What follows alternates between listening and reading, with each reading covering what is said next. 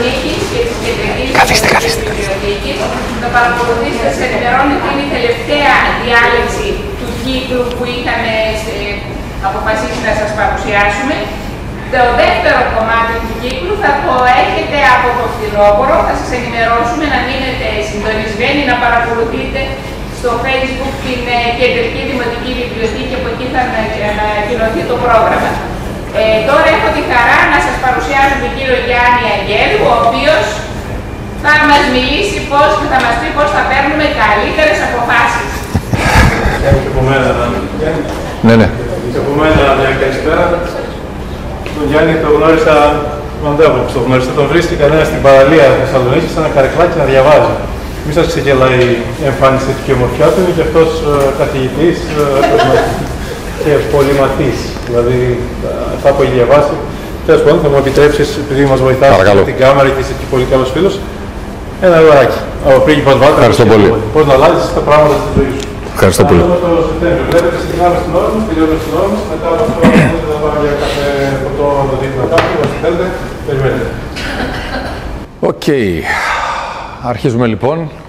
Ευχαριστώ πάρα πολύ που ήρθατε. Ευχαριστώ την Κεντρική Βιβλιοθήκη για τη φιλοξενία. Ευχαριστώ κύριο Δαφινό για την παρουσίαση και την εκκίνηση αυτών των ομιλιών. Την πολύ αγαπημένη μας φίλη που βοηθάει κάθε φορά στην εκδήλωση. Το μικρόφωνο λιγάκι, γιατί δεν ακούμε. Δεν θα μιλάω στο μικρόφωνο, θα μιλάω βροντερά. Λίγο θα κάνουμε λίγο ησυχία και θα μιλάω χωρίς να ακουμπάω το μικρόφωνο. Έτσι, πως είμαι, μ' ακούτε, δεν μιλάω με φωνή χαμηλή. Πιο ένταση. Πιο πολύ ένταση, λίγο θα υποφέρουν τα τζάμια μετά. Θα κάνω ό,τι καλύτερο μπορώ. Η φωνή μου είναι γενετής, είναι γενικά λίγο προς τη βροντερή πλευρά. Η θεματολογία σήμερα έχει διαλεχτεί, έχει να κάνει με τη λήψη των αποφάσεων.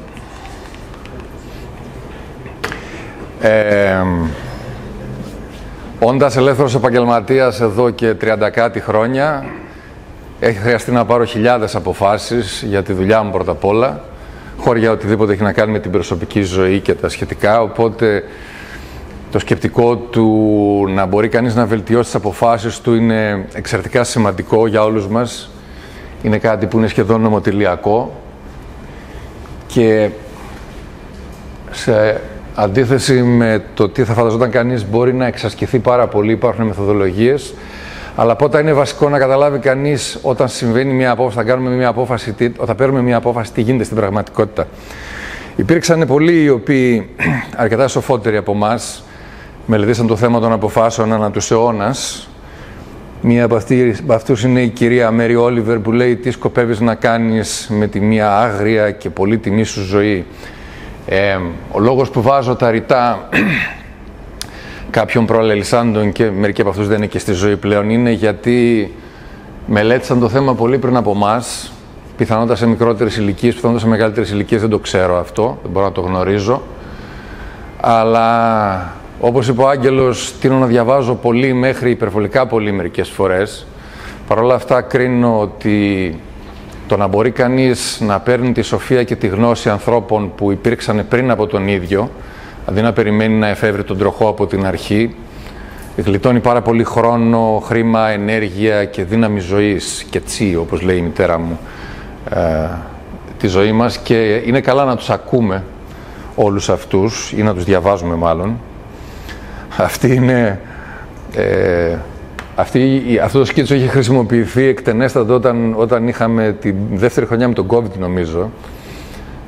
Άλλαξα φυσικά τη λέξη, την χρονολογία με τη λέξη μέλλον στην πόρτα, αλλά είναι το σκίτσο με το οποίο ξεκίνησε η ομιλία αυτή δύο άλλες φορές που έχει γίνει. Μία ήταν στο Hyatt στα πλαίσια του Money Show με την αιγίδα της Skywalker και πάλι την ίδια μέρα, πάλι προσκαλεσμένος από τον κύριο Ροδαφινό στο το τμήμα μεταπτυχιακό του ΤΕΗ στη Θέρμη, όπου είχα τη χαρά να κάνω την ίδια εισήγηση. Η Λίλι Τόμλεν είναι μια ηθοποιός, δεν ξέρω αν βρίσκεται εν ζωή ακόμα. Είχε πει, λέει, πάντα ήθελα να γίνω κάποιος, αλλά τώρα καταλαβαίνω θα έπρεπε να ήμουν πιο συγκεκριμένος. Το λέω αυτό γιατί πολλές φορές αποφάσεις τις οποίες παίρνουμε σε νεότερες ηλικίες είναι λίγο ενστικτώδεις και δεν έχουν πάντα το βάθος και την ωριμότητα που θα θέλαμε, με αποτέλεσμα να έχουμε αποτελέσματα, πώς ρίχνεις μια πέτρα σε μια λίμνη και δημιουργεί κύκλους. Αν τη ρίξεις από εδώ θα δημιουργήσει κύκλους από εδώ. Αν τη ρίξεις δεξιά, από τη δεξιά πλευρά. Και υπάρχει μια αφάνταστη πολυπλοκότητα στο όλο θέμα. Γι' αυτό και πολλά πράγματα για το πώς θα τα εξελίξουμε στη ζωή μας έχουν να κάνουν με το πώς ξεκινά ένα αρχικό σκεπτικό. Ο Αϊνστάιν, εκείνος ο τύπος με την περίεργη κόμωση κτλ., είχε πει ότι μια από τις πιο σημαντικές αποφάσεις που χρειάζεται να κάνουμε είναι να πιστέψουμε αν ζούμε σε ένα φιλικό σύμπαν ή σε ένα εχθρικό σύμπαν. Αν το καλοσκεφτείτε, στα πρώτα διψήφια χρόνια της ηλικίας, που δεν έχουμε μεν την πλαστικότητα που είχαμε στα 5, 6 και τα 7, τα μονοψήφια χρόνια, αλλά είμαστε στην εποχή εφηβείας και μεταεφηβείας, το κατά πόσο πιστεύει κανείς ότι μπορεί να κάνει πράγματα στη ζωή του, και σε μεγάλο βαθμό αναφέρομαι στα επαγγελματικά, οικονομικά, δημιουργικά, όλο αυτό το κομμάτι, δεν αναφέρομαι στα προσωπικά τόσο. Στα προσωπικά λίγο πολύ ο περισσότερος κόσμος είναι ψαγμένος, θέλει να κάνει μια οικογένεια, θέλει να αυτός εκείνο. Αλλά εάν πιστέψεις σε αυτές τις ηλικίες ότι γίνονται πράγματα και το δει και λίγο τριγύρω του, μπορεί να πάρει αποφάσεις που μεταβάλλουν το μέλλον του ραγδαία σε σχέση με το αν είχε διαφορετική άποψη και αν έπαιρνε διαφορετικές αποφάσεις. Και ένα άλλο πράγμα που είπε ο Αϊνστάιν είναι η δεύτερη σειρά, που λέει κανένα πρόβλημα δεν μπορεί να λυθεί από το ίδιο επίπεδο που το δημιούργησε, πρέπει να ανεβείς ένα πρόβλημα, που σημαίνει να πάρεις καλύτερες αποφάσεις για το πώς να ενεργήσεις. Γιατί αυτή τη στιγμή, ακόμα και η φυσική σας παρουσία στην αίθουσα αυτή, είναι αποτέλεσμα όλων των επιλογών που έχετε κάνει μέχρι τώρα στη ζωή σας. Από την πρώτη φορά από τότε που γεννηθήκατε μέχρι αυτή τη στιγμή. Ό,τι μας συμβαίνει αυτή τη στιγμή είναι αποτέλεσμα των σκέψεών μας, των λόγων μας, των αποφάσεων που πήραμε και των πράξεών μας. Αυτά μας έχουν οδηγήσει σήμερα, ας πούμε, εδώ, όλους.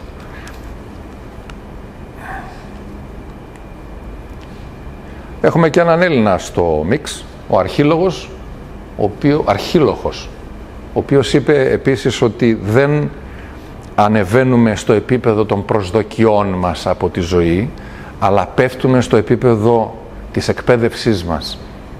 Όταν λοιπόν βρισκόμαστε σε μια κατάσταση που είναι, για να το πω έτσι πολύ λαϊκά, ας πούμε, βρίσκουμε τα σκούρα, μπορεί να έχουμε μια προσδοκία για το ποιες αποφάσεις θα μας οδηγήσουν στην κορυφή, αλλά στην πραγματικότητα αυτό με το οποίο λειτουργούμε είναι ο τρόπος με τον οποίο έχουμε συνηθίσει να λειτουργούμε μέχρι τώρα, η εκπαίδευση που έχουμε στη ζωή. Άρα, όσο καλύτερα, όσο περισσότερο τριμάρουμε, όσο περισσότερο λιάνουμε αυτό το σπαθί της εκπαίδευσης, τόσο καλύτερα θα πάμε. Αυτό μου το έστειλαν με email, μου το έστειλε η μητέρα μου με email πριν από μερικές μέρες, παρακολουθεί τον Αρκά, και θα μπορούσε να συνοψίσει μέχρι έναν βαθμό τη σημερινή παρουσίαση. Οι ευφυείς όσο ζουν μαθαίνουν, οι βλάκες όσο ζουν παθαίνουν. Γιατί αν συνεχίσουμε να κάνουμε τα ίδια πράγματα, ανάλογες αποφάσεις με ό,τι κάναμε μέχρι τώρα, θα έχουμε λίγο πολύ ανάλογα αποτελέσματα, δεν θα έχουμε κάτι διαφορετικό. Αυτό λοιπόν θέλουμε να δούμε πώς θα μπορέσουμε να το προχωρήσουμε. Αυτή είναι η ζωή του καθενός. Βλέπετε ότι έχω ξεκινήσει το σχήμα με μερικές τελίτσες. Στην αρχή δεν ξέρουμε ακριβώς πότε ξεκινάει η ζωή και δεν ξέρουμε τι γίνεται και λίγο μετά. Από το πρώτο λοιπόν κλάμα, από τη γέννηση μέχρι την τελική, ας πούμε, κατάληξη, όλο αυτό το ταξίδι είναι ταξίδι αποφάσεων.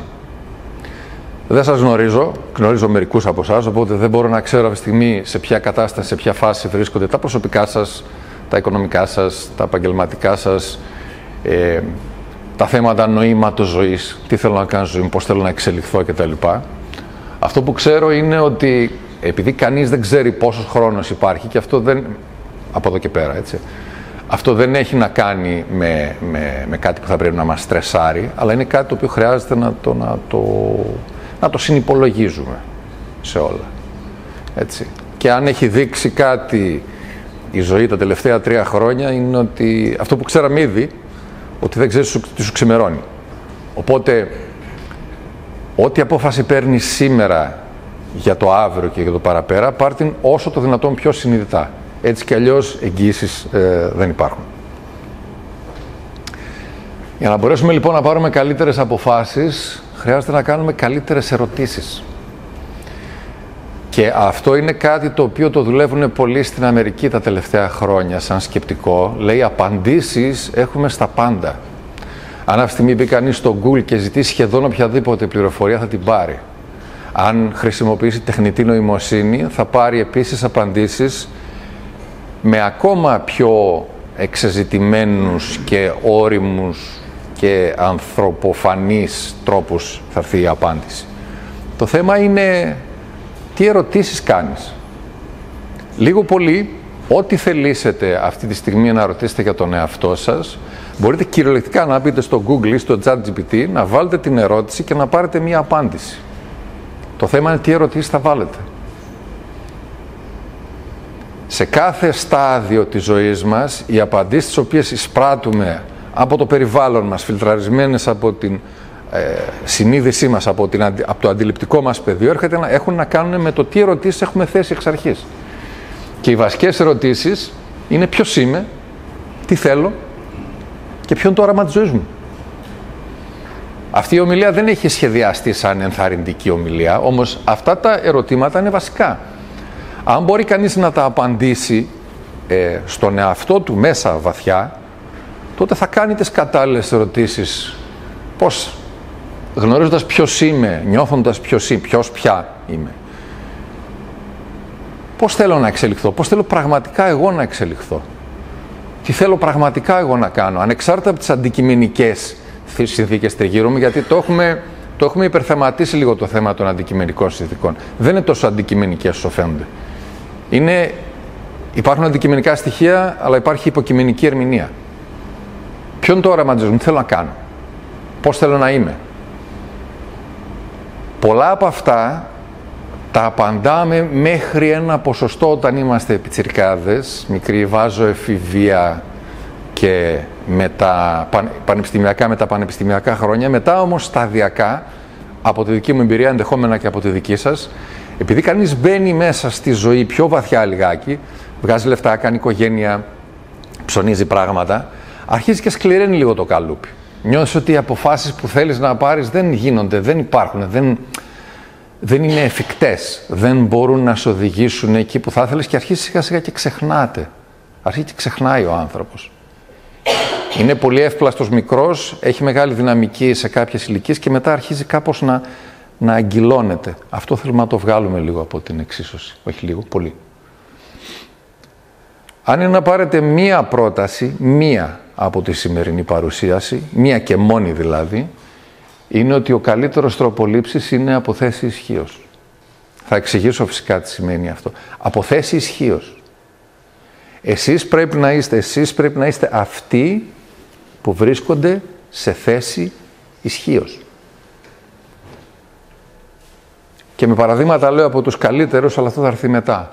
Από θέση ισχύως σημαίνει, τα σημεία ισχύως είναι, ο χρόνος επηρεάζει τις αποφάσεις, το χρήμα, η γνώση ή η έλλειψη αυτής και οι πεποιθήσεις.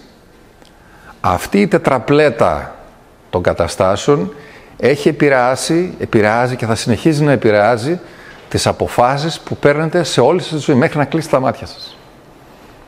Το ζητούμενο είναι να βρίσκεστε σε θέση ισχύως, ώστε να μπορείτε να πάρετε από την καλύτερη, να πάρετε αποφάσεις από την πιο σωστή για εσάς κατάσταση. Υπάρχει ένα βιβλίο το οποίο λέγεται «Η τέχνη του πολέμου» του Σουν Τσου. Το γνωρίζει κανείς? Χέρια. Μπράβο. Είχα πάει κάποτε σε μια ταινία στο Ολύμπιο. Αναφέρθηκε μέσα στην ταινία η τέχνη του πολέμου από τον πρωταγωνιστή που ήταν ο Wesley Snipes. Νόμιζα ότι είναι αστείο ή ότι είναι μέρος του σενάριου και την επόμενη μέρα πήγα σε ένα βιβλιοπωλείο και λέω: συγγνώμη, πώς υπάρχει ένα βιβλιοπωλείο η τέχνη του πολέμου? Λέει ναι. Λέω σοβαρά. Το έγραψε ένας αρχαίος Κινέζος στρατιλάτης πριν από 2.000 χρόνια, κάτι τέτοιο πάντων, και διδάσκεται στις ακαδημίες πολέμου όλου του κόσμου. Λέει λοιπόν ότι για να νικήσεις τον εχθρό χρειάζεται να ξέρεις τον εαυτό σου και να ξέρεις και τον εχθρό σου. Ο εχθρός, εντός εισαγωγικών, είναι το κάθε πρόβλημα που έχουμε μπροστά μας να λύσουμε. Όποιο και αν είναι αυτό. Οικονομικό, προσωπικό, υγεία, συναισθηματικό, επαγγελματικό, δεν έχει σημασία. Ο εαυτός είναι ο εαυτός μας. Άρα χρειάζεται ειλικρίνεια προς εαυτόν και γνώση του προβλήματος. Σας συστήνω να το πάρετε αυτό το βιβλιαράκι, είναι μικρό, κοστίζει 10-12 ευρώ πόσο μπορεί να κοστίζει αυτή τη στιγμή. Μιλάει για πόλεμο, αλλά θεωρείται ότι είναι το πιο υπέρ της ειρήνης βιβλίο που έχει γραφτεί ποτέ. Και είναι επειδή προσπαθεί να αποφύγει τον πόλεμο, προσπαθεί να αποφύγει την αιματοχυσία στον πόλεμο, να νικήσει η τακτική και το μυαλό. Και αυτό είναι κάτι το οποίο χρειάζεται να το χρησιμοποιήσουμε στη ζωή μας όλοι. Αν βρείτε την ευκαιρία, αν το θυμηθείτε, αν έχετε όρεξη, κάντε το. Γιατί ένα άλλο πολύ σημαντικό θέμα είναι όταν παίρνετε μια απόφαση, θα παίρνει οποιοδήποτε από εμάς μια απόφαση. Ποιος είναι αυτός στην πραγματικότητα που παίρνει την απόφαση? Την παίρνει η Μαρία, ο Δημήτρης, την παίρνει ο Ροδαφινός, την παίρνει ο Γιάννης ο Αγγέλου, ή την παίρνουν όλοι όσοι επηρεάζουν τη ζωή σας, τη ζωή μας? Στην πραγματικότητα κάθε σκέψη που έχουμε για το πώς είναι τα πράγματα, για το τι είναι εφικτό, τι δεν είναι εφικτό, τι να κάνω, πώς και τα λοιπά, επηρεάζεται από τα πάντα. Επηρεάζεται από την οικογένεια, το πιο άμεσο περιβάλλον, επηρεάζεται από την άλλη οικογένεια, βλέπε πεθερικά, επηρεάζεται από τους φίλους, τους συναδέλφους στη δουλειά, τις ειδήσεις, το ίντερνετ, τι έχω μάθει μέχρι τώρα, από το σχολείο, από την εκκλησία, από τους πάντες. Δηλαδή, κάθε απόφαση που ετοιμάζεστε να πάρετε έχει φιλτραριστεί μέσα από τις πεποιθήσεις και τις νοοτροπίες απείρων καταστάσεων, από ανθρώπους που είναι στο ίδιο σας το σπίτι μέχρι ανθρώπους που είναι στην άλλη πλευρά του πλανήτη. Όλοι αυτοί έχουν επηρεάσει το σκηνικό και βρίσκεστε εσείς μπροστάρις ή μπροστάρισα έτοιμος να πάρεις μια απόφαση. Λες, είμαι 30, 40, 50 χρονών. Πώς θέλω να ζήσω τα επόμενα 30, 40, 50 χρόνια της ζωής μου? Να συνεχίσω το ίδιο επάγγελμα? Να πάρω ένα λάπτοπ και να γίνω ψηφιακός νομάδας, να τρέχω στην Ασία? Να ενωθώ με τους γιατρούς χωρίς σύνορα? Να γίνω ψαράς? Να συνεχίσω στο δικηγορικό γραφείο του πατέρα μου ή στο δοντιατρίο επειδή είχαμε τέτοιο παρελθόν? Είμαι στην εκπαίδευση, να περάσω στην ελεύθερη οικονομία? Είμαι ιδιωτικός υπάλληλος ή δημόσιος υπάλληλος, να περάσω στην ελεύθερη οικονομία? Είμαι στην ελεύθερη οικονομία, μήπως να αράξω γιατί έχω ταλαιπωρηθεί? Όλες οι αποφάσεις που χρειάζεται να πάρθουν δεν τις παίρνετε μόνο εσείς, γιατί έχετε την επιρροή από όλους, τη γνώμη όλων, οι οποίοι σας αγαπάνε πολλοί από αυτούς. Άλλοι θέλουν να σας πουλήσουν πράγματα, οι υπηρεσίες. Όλο αυτό το μιξάζ επηρεάζει. Και όταν κανείς τρέχει από τις 7 το πρωί μέχρι τις 12 το βράδυ να ισορροπήσει τη ζωή του, να ταΐσει παιδιά, να πληρώσει λογαριασμούς, να παρκάρει το αυτοκίνητο, να αγοράσει χαρτί υγείας και δεν ξέρω εγώ τι, δεν μένει χρόνος για να αποκρισταλώσει τι πραγματικά θέλει να κάνει, πώς θέλει να συνεχίσει. Είτε οι υποχρεώσεις του είναι να θρέψει μόνο τον εαυτό του, είτε μια υποχρέωση του να θρέψει μια οικογένεια με 10 παιδιά. Πάντα όλα αυτά τα πράγματα είναι ένα σύννεφο. Οπότε την απόφαση πρέπει να την ξεχωρίσετε λίγο για σας. Φυσικά θα επηρεάσει όλους τους υπόλοιπους, αλλά ο πυρήνας πρέπει να ξεκινήσει από εσάς. Γιατί ισχύει αυτό το πράγμα κάθε φορά. Αυτό το είχα δει σε μια ταινία επιστημονικής φαντασίας κάποτε, δεν υπήρχε μια ατάκα. Δηλαδή, κάθε φορά που παίρνεις μια απόφαση, όλο το σύμπαν λέει, διαχωρίζεται ξανά για να χωρέσει και την ίδια απόφαση. Δεν θυμάμαι σε ποια ταινία ήταν. Μπορεί να είναι στο Foundation, τη Γαλαξική Αυτοκρατορία, αλλά μπορεί και όχι. Αυτό είναι ένα σχήμα το οποίο θα ήθελα να σας δείξω.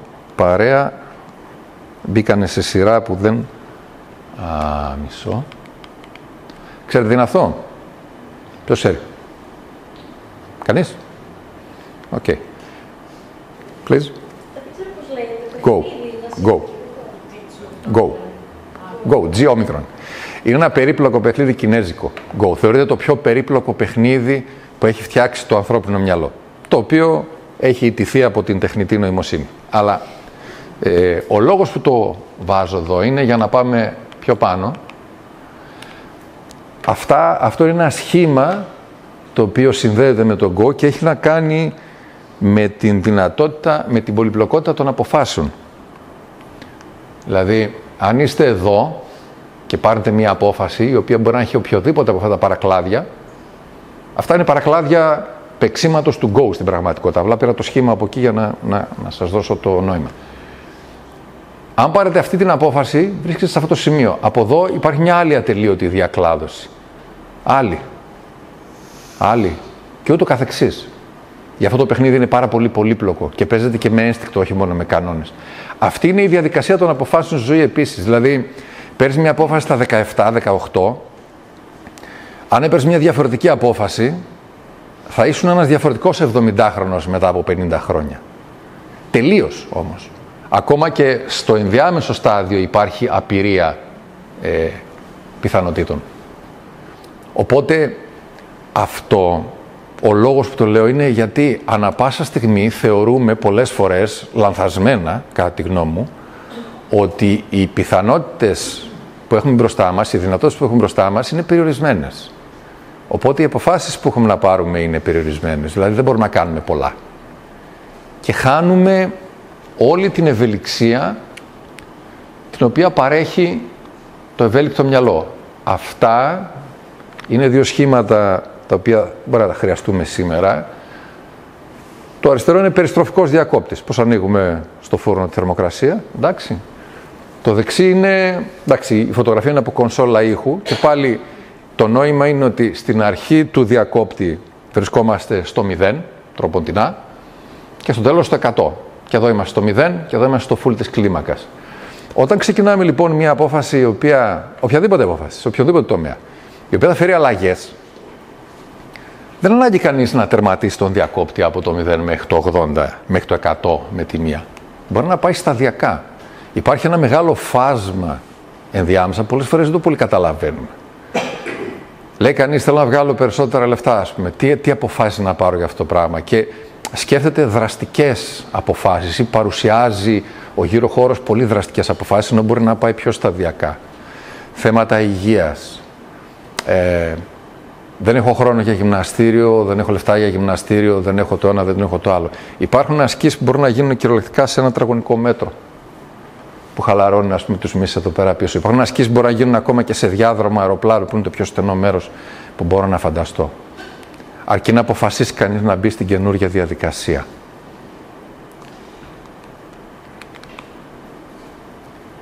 Ο λόγος που έβαλα αυτό το γραφικό από γέφυρα είναι ακριβώς ο ίδιος με το προηγούμενο slide. Όταν βρίσκεσαι στην αφετηρία μιας απόφασης, σε ένα καινούριο σημείο που θα οδηγήσει μια απόφαση και το ζητούμενο είναι εδώ, μπορεί να προχωρήσεις σκαλοπάτι και ναι, κάπου στη μέση μπορεί να υπάρχει να είναι σπασμένη η γέφυρα. Αυτό δεν σημαίνει ότι δεν μπορεί να κάνει βήματα. Αυτή είναι η ουσία της εξέλιξης. Γιατί κάθε απόφαση που παίρνετε, τώρα μιλάμε για τις αποφάσεις οι οποίες θα επηρεάσουν περισσότερο, έτσι. Όπως όσοι διαβάσατε στο Facebook που είχα γράψει καμιά 15 λόγους για να έρθει κανείς στην ομιλία για να λύσει κτλ. Αν ας πούμε η απόφαση αν θα πάρετε ρόζα οδοντόβουρτσα ή άσπρη οδοντόβουρτσα ή διαφανή οδοντόβουρτσα για να πλύνετε τα δόντια δεν έχει καμία ιδιαίτερη σημασία στην πρακτική ζωή. Αν όμως βρίσκεστε μπροστά σε μεγαλύτερου τύπου αλλαγές, και ειδικά στους καιρούς όπως κινούνται και αλλάζουν γρήγορα, τότε η τμηματική εξέλιξη είναι αυτό το οποίο τις περισσότερες φορές λύνει τα θέματα. Γιατί αν πάει κανείς να κάνει πολύ μεγάλα άλματα, δυσκολεύεται. Αυτό το διάγραμμα το είχα δείξει στην ομιλία που είχε γίνει στα ΤΕΦΑ, στα παιδιά, τα οποία ήταν γύρω στα 30 σε ηλικία. Είναι οι 4 δυνατές καταστάσεις εργασίας. Πάνω αριστερά είναι, στο είναι στα αγγλικά.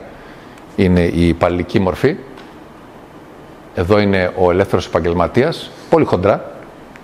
Ιδιοκτήτης επιχείρησης, επενδυτής σε επιχείρηση. Αν αυτό το διάγραμμα το δει κανείς στα 67 του, που λίγο πολύ είναι η ηλικία στην οποία βγαίνει κανείς στη σύνταξη στην Ελλάδα, και στο εξωτερικό από όσο ξέρω, αλλά έχει μικρότερη σημασία από ότι αν το δει στα 17 του. Γιατί στα 17 μπορεί να το αξιοποιήσει διαφορετικά. και να πάρει διαφορετικές αποφάσεις. Γι' αυτό βρισκόμαστε σε περίεργη εποχή. Γι' αυτό σας είπα ότι μετράνε πάρα πολύ οι ερωτήσεις. Απαντήσεις υπάρχουν παντού. Αυτό το διάγραμμα υπάρχει στο ίντερνετ. Αν κανείς γκουγκλάρει τις κατάλληλες λέξεις, θα το βρει. Το θέμα είναι, θα κάνει την κατάλληλη ερώτηση, θα ρωτήσει στο Google ποιες είναι οι κατευθύνσεις που μπορώ να πάρω επαγγελματικά όταν είναι 17 χρονών. Όχι για να πάρει την απόφαση στα 17 και μία μέρα, αλλά για να έχει το ερέθισμα εδώ ώστε να πει ξέρεις κάτι, μπορώ να γίνω αυτό και αυτό, δεν μπορώ να γίνω εκείνο, όχι τώρα, αλλά είναι κάτι που θα έχει ενδιαφέρον. Ποια είναι τα υπέρ, ποια είναι τα κατά. Πώς μπορώ να τα ζυγίσω. Είμαι 17 και έχω μια πολύ ασαφή εικόνα για τον κόσμο. Πώς μπορώ να την κάνω σαφέστερη. Ποιος χρειάζεται να γίνω. Τι χρειάζεται να μάθω. Γι' αυτό σας λέω για τις κατάλληλες ερωτήσεις. Ποιος θα μπορούσε να είναι ένας μεντοράς μου. Ποιος θα μπορούσε να με επηρεάσει θετικά. Από πού μπορώ να πάρω πληροφορίες. Πώς μπορώ να καθαρίσω αυτή την εικόνα. Πώς μπορώ να κάνω ένα test drive για τις καταστάσεις αυτές. Από πού μπορώ να πάρω αξιόπιστη πληροφορία. Τότε που δεν χρειάζεται ακόμα να πάρεις την απόφαση. Παίρνεις όμως τους σπόρους για να φυτρώσει κάτι παραπέρα. Αν αυτό το τετραπλό διάγραμμα το είχα δει στα 17, ορισμένες αποφάσεις τις οποίες πήρα για τη ζωή μου πριν από 10 κάτι χρόνια και τις εφαρμόζω όσο μπορώ περισσότερο, πιστεύω θα τις είχα εφαρμόσει νωρίτερα. Αλλά δεν το είχα δει, γιατί πρώτα απ' όλα όταν ήμουν 17 δεν υπήρχε ίντερνετ.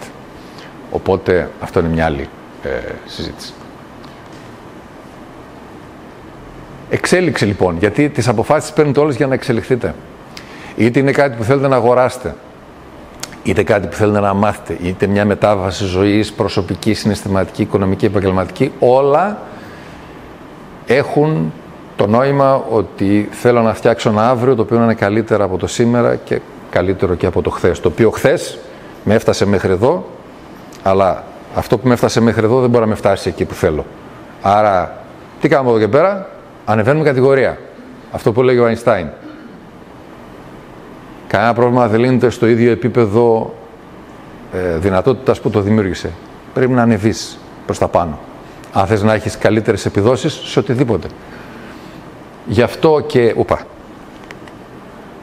και όλη η ιστορία δημιουργεί τέτοια ρητά. Δηλαδή το έχουμε στο θέμα παγκόσμιο όλοι. Adaptation through choice, προσαρμογή μέσα από επιλογή. Evolution through pain, εξέλιξη μέσα από τον πόνο. Γιατί κάθε τι καινούριο μας βγάζει από αυτό που έχουμε συνηθίσει μέχρι τώρα, που είναι η ζώνη βολικότητάς μας. Και σου λέει, ξέρεις κάτι, Δημήτρη, Μαρία, Άγγελε, ένα βήμα παραπέρα. Το οποίο έχει στοιχεία αγνώστου, αλλά ταυτόχρονα διευρύνει τις δυνατότητες. Δεν είναι για να το κάνετε, να το σπάσετε το λάστιχο με το καλημέρα. Πάτε σταδιακά.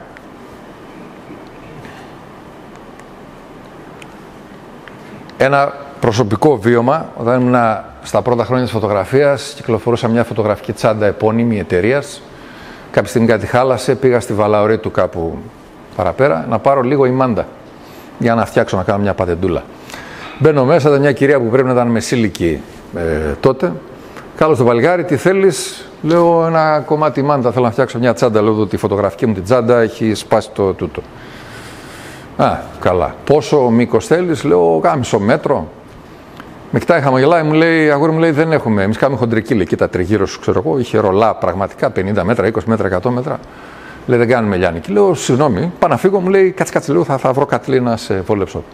Φεύγει μέσα, γυρνάει μετά από λίγο με ένα κομμάτι τόσο, μου το δίνει, τι χρωστάω, τίποτα, ευχαριστώ. Πάω να φύγω, μου λέει, τι είπες ότι είσαι, λέω, φωτογράφος. Λέει, σου αρέσει?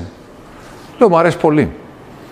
Λέει, είσαι χρόνια στο επάγγελμα? Λέω, είμαι στα πρώτα, κάνα 2-3 χρόνια τώρα και είμαι φορτσάτος, να κάνω πράγματα, να δείξω νερά κτλ. Μου λέει, ξέρεις πώς βρέθηκα εδώ? Αυτό είναι ερώτηση παγίδα. Λέω, πού να ξέρω. Λέω, δεν έχω ιδέα, κυρία μου. Λέει, και αρχίζει να μιλάει κοιτώντας πώς κοιτάω τώρα το θερμός εδώ, κάπου εκτός εμού, τέλος πάντων. Λέει, πριν από 25 χρόνια, λέει, με πήρε η φίλη μου η Μαρία, ας πούμε, ένα απόγευμα τηλέφωνο, εγώ δεν δούλευα εδώ, και μου λέει, Δέσποινα, αρρώστησα, κρυολόγησα. Μπορείς να έρθεις να με αντικαταστήσεις για ένα απόγευμα στο μαγαζί, σε παρακαλώ? Λέω, μα δεν ξέρω τίποτα από ημάντες. Λέει, πειράζει, σου πει το αφεντικό. Και ήρθα για ένα απόγευμα να αντικαταστήσω τη Δέσποινα. 25 χρόνια μετά, λέει, δίνω οι μάντες σε σένα. Λοιπόν, γι' αυτό θέλει πολύ προσοχή στη διαχείριση το όλο θέμα. Παρεμπιπτόντως, οι σπουδές μου είναι δασολόγος. Έχω σπουδάσει στο Πανεπιστήμιο εδώ πέρα 5 χρόνια. Η απόφαση ήταν φωτογραφία, γιατί η φωτογραφία με είχε τσιμπήσει από τα 9-10. Την άφησα στην εφηβεία για άλλους λόγους. Συνέχισα το Πανεπιστήμιο και μετά ακριβώς, ναι.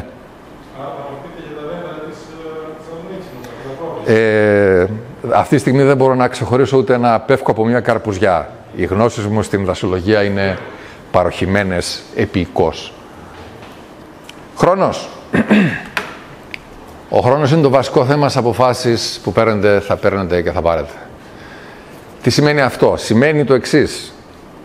Αν κατέβω εγώ τώρα από εδώ για να βρεθώ ανάμεσά σας και γλιστρήσω και πέσω, δεν προλαβαίνω να πάρω καμία απόφαση. Ό,τι προλάβει το ένστικτό μου. Τι χέρια θα μπουν για να προστατευτώ το ένα το άλλο, η απόφαση παίρνεται στιγμιαία για το θα κάνω. Αν έχω λίγο παραπάνω χρόνο, δηλαδή γλιστρήσω αλλά πιαστώ από κάπου, μπορεί να αποφασίσω ότι αντί να στηριχτώ εκεί θα στηριχτώ κάπου παραπέρα. Μόλις περάσουν αυτά τα δύο χρονικά πεδία, το αστραπιαίο και το πολύ γρήγορο, τότε έχετε χρόνο για να πάρετε καλύτερη απόφαση και είναι κάτι που πρέπει να το επιδιώκετε κάθε φορά.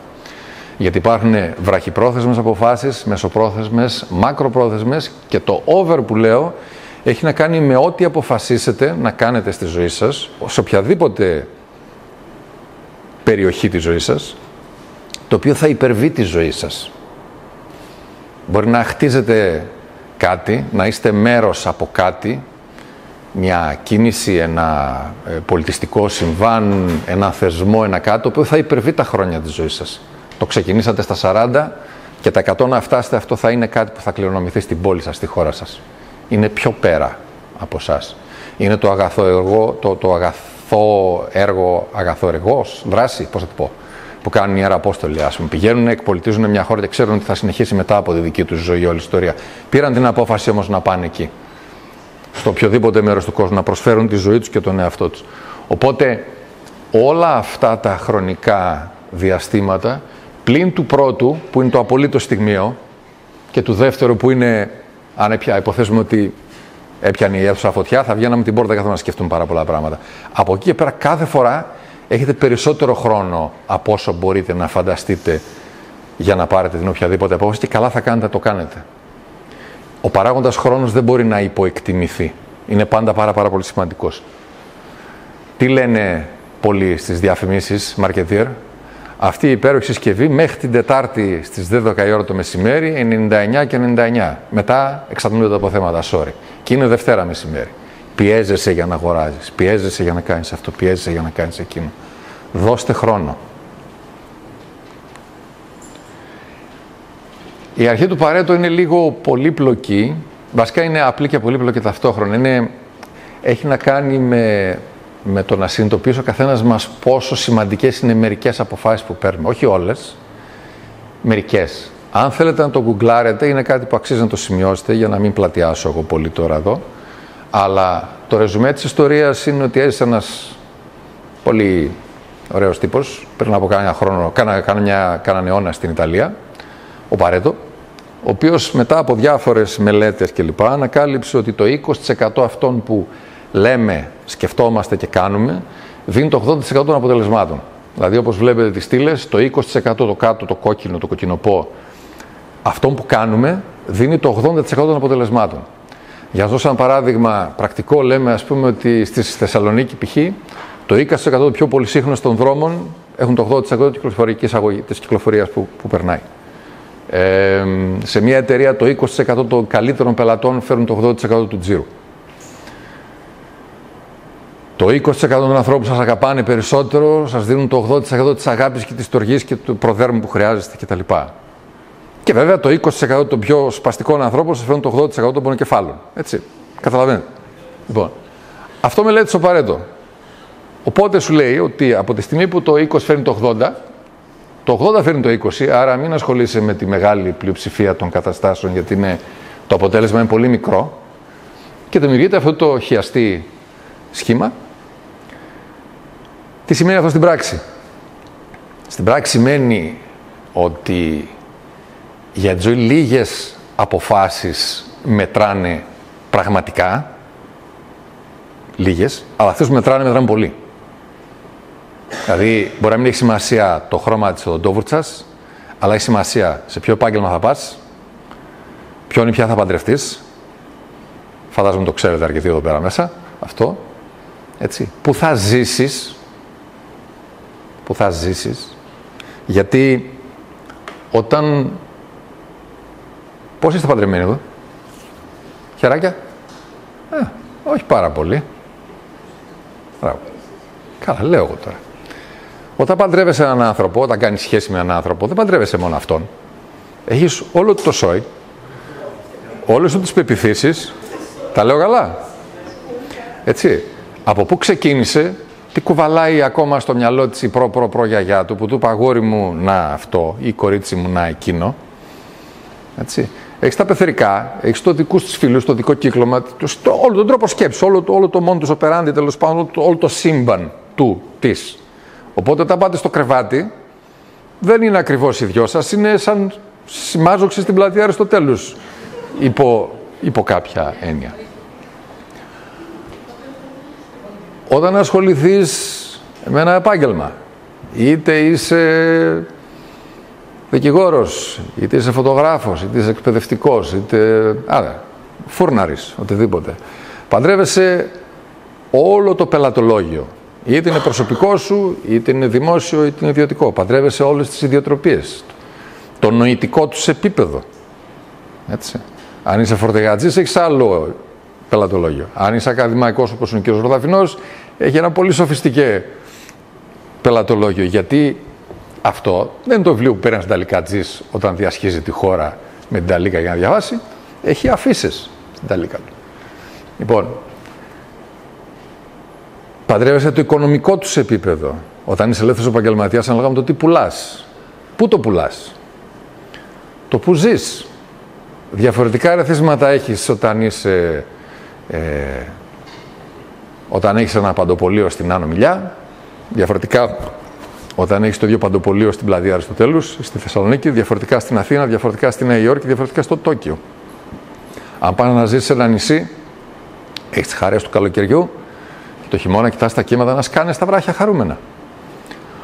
Άρα η απόφαση να κάνεις κάτι δεν είναι πάμε, μπάστα, πάμε, αλλά πρώτα θέλει δουλειά. Άρα, θέση ισχύως. Θέση ισχύως σημαίνει ξέρω τον εαυτό μου. Θέση ισχύως, στα πάνω πάω.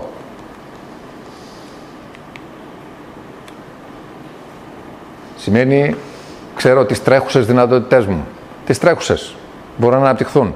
Θα αναπτυχθούν. Ανέπτυξέ τες. Αλλά ξεκίνα, γνώριζε από πού ξεκινάς. Αν έχεις 400 ευρώ στην τσέπη, δεν φεύγεις να πας στην άλλη άκρη του κόσμου με την ελπίδα ότι με το που θα κατέβεις το αεροπλάνο θα βρεις δουλειά εκεί πέρα. Έχω την αίσθηση ότι μερικές καταστάσεις που περιγράφονται μέσα στα χρόνια σε ταινίες και βιβλία, πήγε στην Αμερική, πήγε στη Γερμανία με 100 ευρώ στην τσέπη και δούλεψε στα καθαριστήρια 30 χρόνια. Ναι, εντάξει, δούλεψε στα καθαριστήρια 30 χρόνια. Που σημαίνει ότι το φύγει η ψυχή. Και μετά από 30 χρόνια αγόρασε ένα σπίτι, ας πούμε, και ήρθε να ζήσει τα τελευταία του μερικά χρόνια καταδιαλυμένος από τους ατμούς και τα ατμοσίδερα στη Χαλκιδική. Λίγο μαλακά. Γιατί υπάρχει στην ψυχολογία αυτό που λέγεται το survival bias. Bias είναι κάτι σαν την προκατάληψη, την τάση. Survival είναι η επιβίωση, που σημαίνει τι? Σημαίνει ότι ακούμε παντού, βλέπουμε, διαβάζουμε τις ιστορίες οι οποίες πέτυχαν. Δηλαδή, από τους 1000 μετανάστες που πήγαν στην τάδε χώρα με 2 μεταχειρισμένα εσώρουχα και 100 ευρώ, επιζήσανε 3, κατάφεραν και κάνανε μια περιουσία εκεί πέρα και γίνανε παράδειγμα φωτεινό για τους υπόλοιπους 997, οι οποίοι ψωμολισάξαν της πείνας, ταλαιπωρήθηκαν, γίνανε του κόσμου τα discriminations, πώς το λένε, οι διαφόρων ειδών τους ταλαιπωρίες φάγανε, ας πούμε, και οι οποίοι δεν έχουν φωνή, γιατί φάγανε τέτοια ταλαιπωρία τα εκείνα 30 χρόνια, ας πούμε, που δεν ακούγονταν από κανένα. Οπότε παίρνει κανείς αποφάσεις, θέλει ένα στρατηγικό σχεδιασμό. Ειδικά στις ταχυαυξήσεις εποχές που ζούμε τώρα. Και ειδικά με τα ερεθίσματα τα οποία έχουμε τώρα. Δηλαδή, τώρα, ένας 25χρονος ξέρει και πιθανότατα το έχει βιώσει ότι μπορεί να μπει στα αεροπλάνο από Θεσσαλονίκη και να πάει Σαββατοκύριακο στο Παρίσι ή στη Ρώμη με την καλή του και να περάσουν ένα υπέροχο τριήμερο. Έτσι. Ο πατέρας μου και ο παππούς μου δεν το είχαν αυτό σαν αναλλακτική. Οπότε κάναν οι άνθρωποι αυτά τα οποία βρίσκανε και κινδυνεύανε από διαφορετικά πράγματα. Κινδυνεύανε να φάνε καμιά βόμβα στο κεφάλι, ας πούμε, στο Δεύτερο Παγκόσμιο Πόλεμο, που εμείς τώρα αυτή τη στιγμή δεν το έχουμε, ελπίζουμε. Έτσι. Άρα, λίγο προσέξτε τα σενάρια στα οποία πιστεύετε και δίνετε ενέργεια. Και όλα έχουν να κάνουν πάλι με τις αποφάσεις. Έτσι. Άρα, τσεκάρουμε πού είμαι ηλικιακά, πού είμαι από θέμα αντοχής. Όχι σαν περιοριστικό παράγοντα, αλλά για να συνυπολογιστεί μέσα στην όλη σούπα. Τι έχω από χρήμα budget? Αυτό είναι πραγματικό, δεν είναι θεωρητικό. Δεν είναι αέρας. Το χρήμα είναι βασικό. Τι γίνεται με την οικογένειά μου? Έχω οικογένεια, δεν έχω οικογένεια? Είναι παράγοντας που δεν μπορεί να μείνει στην άκρη. Τι γίνεται με τη γνώμη των άλλων, η οποία έχει φάει εκατομμυρίων ανθρώπους, τους έχει κάνει τις ζωές τσαλακωμένα αλουμινόχαρτο? Με επηρεάζει? Μπορώ να την παρακάμψω? Μπορώ να την αγνοήσω χωρίς να γίνει εμφύλιος πόλεμος, έτσι? Άμα κόψω τον ομφάλιο λόρο ή πώς το λέγε, με το μεγάλο εκαψόνδρο, πώς ήταν? Ευχαριστώ, γόρδιος δεσμός. Λοιπόν, όλα αυτά παίζουν τον ρόλο τους, οτιδήποτε αποφασίσετε να κάνετε. Μιλάμε για τα σημαντικά πάλι, έτσι. Παράδοση και συνήθεια. Μέχρι τώρα έτσι το κάναμε. Ναι, εντάξει, μέχρι τώρα το κάναμε, τώρα είμαστε το 2023 και ξεκολλήστε. Δεν το κάνουμε τώρα έτσι. Τώρα μπορούμε να το κάνουμε πολύ διαφορετικά. Γι' αυτό βλέπω πολύ κόσμο σε ηλικίες που είναι ανάμεσα στα 50 και τα 65, ο οποίος σοκάρεται με το πώς πιτσιρικάδες φτιάχνουν startup επιχειρήσεις και προχωράνε σφεντόνα στο μέλλον.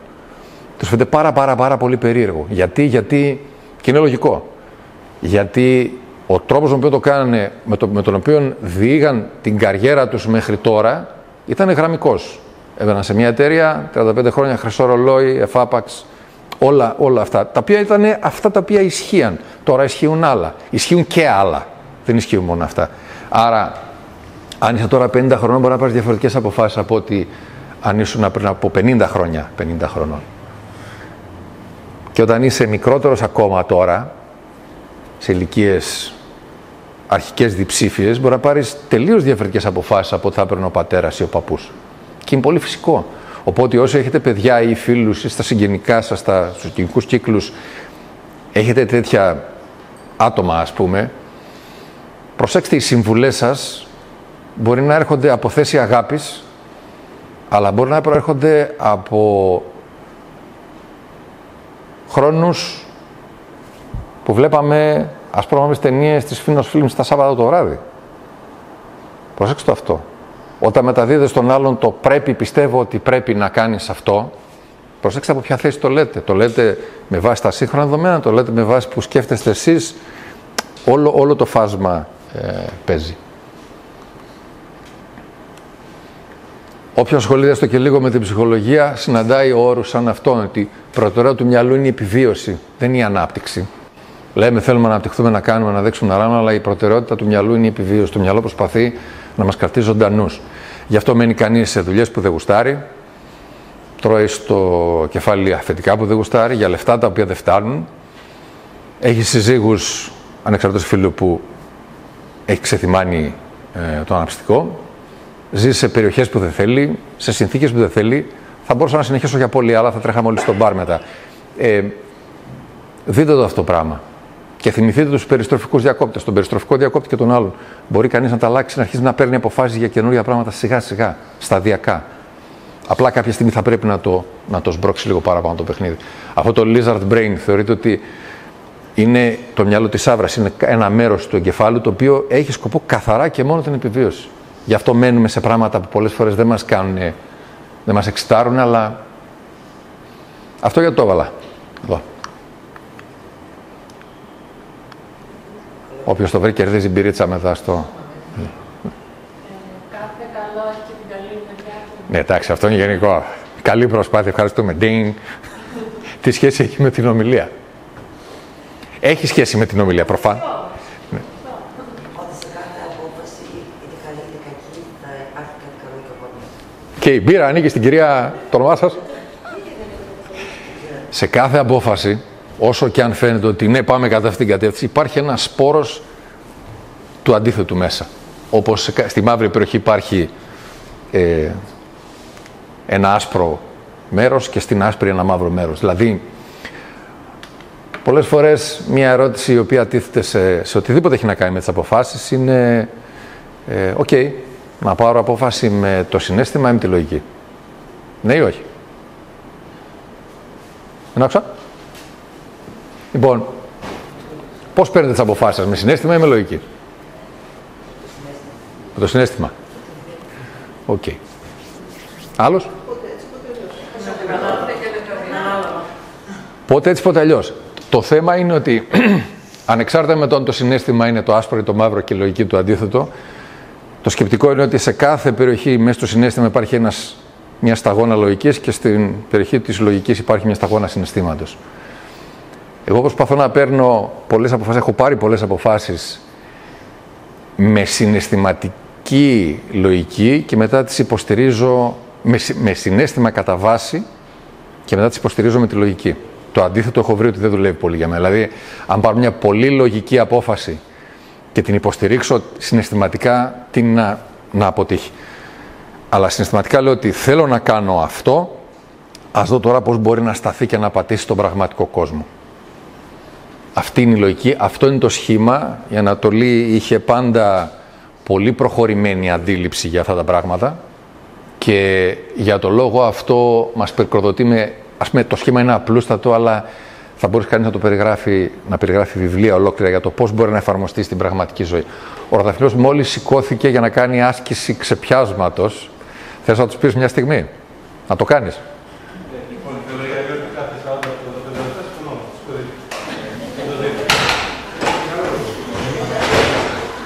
Έτσι ξεπιανόμαστε λιγάκι.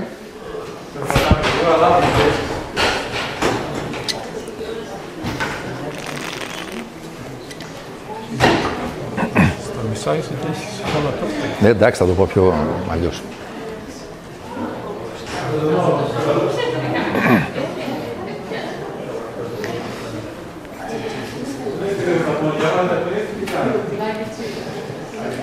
Δεν κάνουμε πηγαδάκια, καθίστε. Ευχαριστώ. Αυτό ήτανε.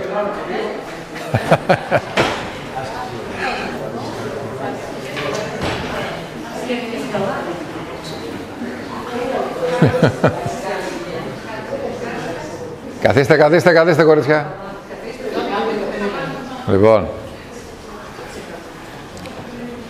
Λοιπόν, άσκηση λοιπόν για τον εαυτό σας από εδώ και πέρα ήταν να βρείτε τα πραγματικά σας γιατί. Ορθογραφικό λάθος, παρντών. Γιατί. Εντάξει. Λοιπόν, πρακτικοί τρόποι.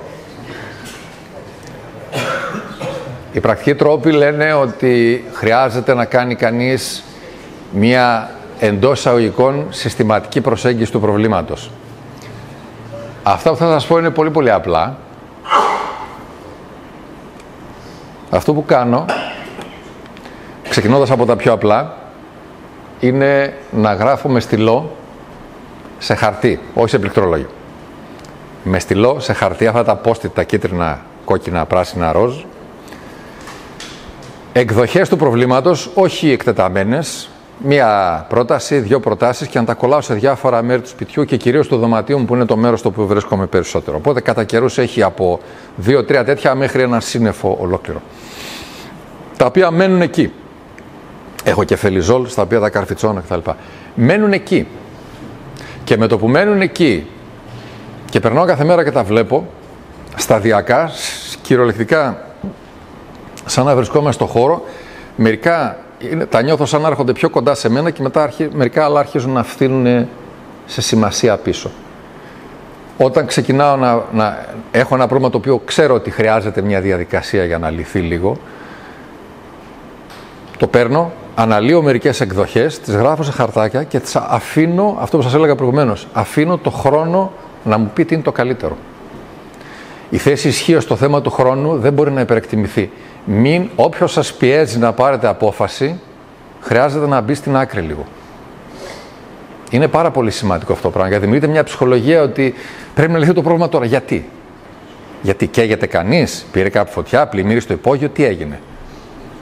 Αν μια απόφαση αξίζει, έχει τη δυναμική να ακολουθεί για μια ζωή, αξίζει να τη σκεφτείς ορισμένες μέρες ή ορισμένες εβδομάδες, ας πούμε, για να αποφασίσεις. Να αποφασίσεις τι θα κάνεις, να ξέρεις τι θα κάνεις.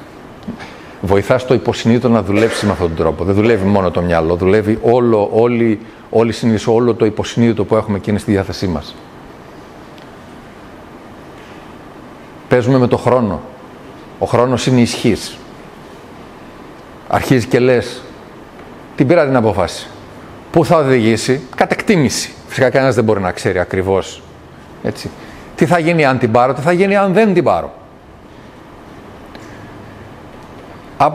Ακόμα και από απλούστερα πράγματα. Βρίσκεις θεωρητικά, μπαίνεις σε ένα βιβλιοπωλείο, βρίσκεις ένα πολύ ενδιαφέρον βιβλίο μπροστά σου. Έχει 15 ευρώ, έχεις μαζί σου 15 ευρώ. Δεν μπορείς να πάρεις για καφέ μετά. Λες, αν αγοράσω αυτό το βιβλίο με αυτά που θα μου προσφέρει σαν γνώσεις, θα γίνει η ζωή μου καλύτερη? Έχω τη δυνατότητα να μην πάρω το βιβλίο αυτό? Φυσικά έχεις. Βγαίνεις από την πόρτα και φεύγεις. Τι θα χάσω αν το πάρω? Τα 15 ευρώ. Χάσω. Τι θα χάσω αν δεν το πάρω? Θα χάσω τις γνώσεις. Εάν φέτος κάνω ή δεν κάνω διακοπές, τι θα κερδίσω? Θα κερδίσω κάποιες εκατοντάδες ευρώ. Στην πραγματικότητα όμως θα επιβαρύνω το μυαλό μου, δεν θα μπορώ να πάρω καλύτερες αποφάσεις στο φθινόπωρο, γιατί θα είμαι σαν τον τρελό. Όλοι πήγαν διακοπές, εγώ δεν ήμουνα. Τι θα κάνω, τι θα χάσω ή θα κερδίσω εάν κάνω αυτή την τάδε εκπαίδευση? Οτιδήποτε. Βρισκόμαστε σε εποχές που μεταβάλλονται με τη μέρα. Η τεχνητή νοημοσύνη είναι όχι πρωτομπυλώνη, είναι εδώ. Ο Άγγελος και άλλοι δύο κύριοι κάνανε την προηγούμενη Δευτέρα ομιλία για την τεχνητή νοημοσύνη σε αυτό το χώρο ακριβώς. Είναι εδώ, επηρεάζει τα πάντα. Το μόνο και πραγματικά μπορεί να κάνει κανείς είναι να εντρυφήσει, να την αγκαλιάσει, να τη μάθει, να δει πώς μπορεί να συνυπάρξει μαζί της και να κάνει καλύτερο αυτό. Τι απόφαση θα πάρετε? Ανεξαρτήτως ηλικίας, ανεξαρτήτως επαγγελμάτος. Για σας, για τα παιδιά σας, για τους δικούς σας. Θα το ακολουθήσετε το ρεύμα ή θα πείτε πίσω, αντίχριστος, αρνητής, δεν κουνιέμαι? Γιατί ό,τι αποφασίσετε θα έχει επιπτώσεις από μία μέρα, ένα χρόνο, μία δεκαετία, συνέχεια. Άρα δεν είναι μόνο τι κάνουμε, αν θέλουμε τι αποτέλεσμα έχει το να πάρουμε μία απόφαση, και το να μην την πάρουμε είναι μία απόφαση. Το να μην πάρεις μία απόφαση είναι και αυτό μία απόφαση. Γνωμοδότηση από τους κατάλληλους. Άρα εξαιρούνται πάρα πολύ. Όταν θέλετε να πάρετε αποφάσεις για επιχειρηματικότητα, συζητάτε με επιχειρηματίες και ανθρώπους που το δουλεύουν στο πεδίο αυτό και ειδικότερα σε αυτό που θέλετε να ασχοληθείτε. Δεν ρωτάτε τη γιαγιά σας ούτε το θείο σας που είναι δημόσιος υπάλληλος, με όλο το σεβασμό στους δημόσιους υπαλλήλους, καταλαβαίνετε πώς το λέω έτσι. Ρωτάτε κάποιον που είναι το επαγγέλματος ή πάρα πολύ κοντά. Και ή δυνατόν έχει όσο δυνατόν αντικειμενικότερη άποψη και μπορεί να σας πει και τα δύσκολα. Ναι, παιδάκι μου, φτιάξε μια επιχείρηση να έχεις. Να πω. Κάτσε, μπάστα, περίμενε. Έχεις οικονομική παιδεία. Μπορείς να διαχειριστείς 20, 30, 50, 100, 200, 500 χιλιάρικα. Πραγματικά διαχείριση δεν πηγαίνω και αγοράζω ένα πολυτελές αυτοκίνητο για να ταιριάζει με τα γραφεία της επιχείρησης. Ούτε ξεκινάς από τα γραφεία της επιχείρησης. Ξεκινάς από το πελατολόγιο. Πού θα έχουμε πελατολόγιο? Έχεις τριβή με την επιχειρηματικότητα? Μίλα με επιχειρηματίες. Χρειάζεται να πας σε κάποια μάχη? Μίλα με ανθρώπους που είναι martial artists. Θες να ανεβείς κανένα βουνό, να αλπινίσεις? Μίλα με αλπινιστές. Μην μιλάς με κολυμβητές. Μιλά με αλπινιστές. Κολυμβητές κολυμπάνε σε νερό. Οι αλπινιστές ανεβαίνουν κατσάβραχα. Άρα μίλα με αλπινιστή. Άμα θα κολυμπήσεις, όχι με αλπινιστή. Κολυμβητή. Κοινή λογική είναι. Πολλά πράγματα σε αποφάσεις είναι κοινή λογική. Πολλές φορές ρωτάμε ανθρώπους που είναι δίπλα μας γιατί είναι οικογενειακά προσκύμενοι, είναι φίλοι, μας αγαπάνε, έχουν μία έτσι άποψη για τη ζωή. Είναι κατάλληλοι? Δεν είναι κατάλληλοι. Μπορεί να σε αγαπάνε, αλλά μπορεί να σε θάψουν με την... Όχι επειδή έχουν κακή πρόθεση, επειδή δεν έχουν καλή γνώση. Έτσι, μην τα μπερδεύουμε αυτά τα πράγματα. Οπότε, σαν τον Παρέτο, το 20% των ανθρώπων με τους οποίους θα μιλήσεις θα σου δώσουν το 80% των σωστών ή των λάθος επιρροών. Πήγαινε στις σωστές. Μέντορες, ένα επίπεδο παραπάνω. Ηρεμία, γαλήνη, διαλογισμός, αυτό έχουν να κάνουν με το χρόνο, όπως λέγαμε προηγουμένως. Αυτή είναι μια μέθοδος λύσης προβλημάτων. Την έχει δημιουργήσει ο Έντουαρντ ντε Μπόνο. Συστήνω ανεπιφύλακτα να τον ψάξετε. Είναι ένας εκλειπών κύριος πλέον από τη ζωή. Έντουαρντ ντε Μπόνο, είναι Μαλτέζος. Μας έχει πρικοδοτήσει με βιβλία όπως η Πλάγια Σκέψη, δηλαδή ο ιδρυτής της Πλάγιας Σκέψης, που έχει να κάνει τόσο με ψυχολογία όσο και με πολύ πολύ πρακτικά θέματα. Και τέλος πάντων έχει δημιουργήσει αυτή τη μέθοδο των 6 καπέλων, το σκεπτικό είναι φορώντας διαφορετικού χρώματος καπέλο, παίρνεις το πρόβλημα και αναλύεις, κάνεις μια λίστα σε ένα χαρτί διαφορετικών παραμέτρων του προβλήματος. Ας πούμε πάνω αριστερά το λευκό καπέλο λέει ότι γράφω σε ένα χαρτί τα δεδομένα και την πληροφορία που χρειάζεται ή είναι απαραίτητη, χωρίς συναισθηματικές επιλογές εκείνη την ώρα. Κάνω μια λίστα. Είναι για περαιτέρω εξέταση. Το κόκκινο καπέλο πάνω δεξιά, συναισθήματα, πώς με κάνει να αισθάνομαι, θα πάω σε αυτή τη δουλειά. Θα δουλεύω σε ένα λογιστήριο στη Σύνδο, π.χ. Πώς με κάνει να αισθάνομαι αυτή τη δουλειά. Τι μου λέει η ψυχή μου, τι μου λέει το συναισθημά μου. Ποιο είναι το ένστικτό μου, θα είναι καλά εκεί, ποια είναι η διαίσθησή μου. Τα υπολογίζουμε αυτά τα πράγματα στην απόφαση. Χωρίς να κάνουμε κριτική εκείνη την ώρα, όπως βγαίνουν. Και δεν ανάγκη να βγουν σε ένα απόγευμα, μπορεί να βγουν σε βάθος χρόνου. Αριστερή στήλη, μεσαίο, μαύρο καπέλο. Ποιες είναι οι δυσκολίες. Είναι 27 χιλιόμετρα μακριά από το σπίτι μου, περνάω στενούς δρόμους χωρίς ορατότητα το βράδυ που θα γυρνάω κουλουπού. Έτσι, οτιδήποτε. Πιθανά προβλήματα. Δεξιά στήλη, μεσαίο, κίτρινο καπέλο. Αξίες και ωφέλη και γιατί κάτι μπορεί να δουλέψει. Αξίες και ωφέλη, θα πάω με τους γιατρούς χωρίς σύνορα. Θα κοιμάμαι σε ένα ράντζο, θα τρώω βρώμικο ρύζι, αλλά αξίζει γιατί στη ζωή μου θέλω να συνεισφέρω με τον τάδε τρόπο. Κάτω αριστερά, μπλε καπέλο, διαδικασίες, επόμενα βήματα, action plan. Διαδικασίες. Αν θέλω να δουλέψω και χρειάζεται να βάλω βιογραφικό, να κάνω αυτό, να δείξω να κάνω στο LinkedIn, ό,τι χρειάζεται. Κάτω δεξιά. Δημιουργικότητα, λύσεις, νέες ιδέες. Τι μπορώ να μάθω. Αν πάω εκεί πέρα δεν μου αρέσει πάρα πολύ, αλλά θα πάρω γνώσεις που θα με χρησιμεύσουν, θα αυξηθεί η δημιουργικότητά μου, η δυνατότητα λύσεις προβλημάτων, θα μάθω αυτές τις δεξιότητες, μπορώ να τις χρησιμοποιήσω στην υπόλοιπη μου ζωή. Άρα, πιθανόν να το κάνω για ένα χρόνο, 2 χρόνια και μετά μεταπηδάω. Δημιουργείται ένα πλέγμα λοιπόν, ότι είναι το λευκό φως, όπως είναι το λευκό φως που του βάζεις ένα πρισματάκι τριγωνικό και αναλύεται στα χρώματα. Ας πούμε ότι η απόφαση είναι το λευκό φως, του βάζεις ένα πρίσμα, αναλύεις στα επιμέρους χρώματα, κάνεις τις λίστες και αρχίζεις και τις μελετάς μετά και βλέπεις τι σου βγαίνει. Τι είναι αυτό που αρχίζεις και ζυγίζεις τα πράγματα. Σας συστήνω ξανά και ανεπιφύλακτα γραπτά. Γραπτά, ούτε καν στον υπολογιστή. Θέλετε να μεταφέρετε στον υπολογιστή για να πάμε στο αρχείο, καλώς. Υπάρχει μια περιοχή στον εγκέφαλο, λέγεται περιοχή του Μπροκά, προς χάρη κάποιου Γάλλου γιατρού που λεγόταν Μπροκά, η οποία ερεθίζεται, ενεργοποιείται όταν γράφουμε με στυλό και χαρτί. Συνηθίστε, δείτε το, είναι πολύ αποτελεσματικό. Στη δική μου ζωή δουλεύει, δοκιμάστε το. Τι θα γίνει αν μετανιώσω. Μπορώ να προσθέσω κάτι. Παρακαλώ. Ο Αϊνστάιν έχει πει την εξής ατάκα. Πολύ έχει πει αυτός, αλλά ναι. Η πένα μου είναι πιο έξυπνη από μένα. Του βγάζει τον καλύτερο του εαυτό σε χαρτί δηλαδή. Το βλέπετε, τι άμα γράψετε. Ναι. Βέβαια τότε δεν είχαν υπολογιστές με τη σημερινή έννοια και όλα, αλλά ισχύει. Είναι πολύ άμεσο. Ακόμα και ένας φίλος που σχεδιάζει φωτιστικά πήρε ένα από αυτά τα τάμπλετ. Υπάρχουν μια συγκεκριμένη μάρκα και όλα τάμπλετ που έχουν την υφή χαρτιού για να γράφει σαν να είναι χαρτί. Ούτε αυτό τον βοήθησε. Το χαρτί είναι αλλιώς. Τι θα γίνει να μετανιώσω και κάνω λάθος. Πώς θα γεφυρώσω τη διαφορά. Θα τη γεφυρώσεις.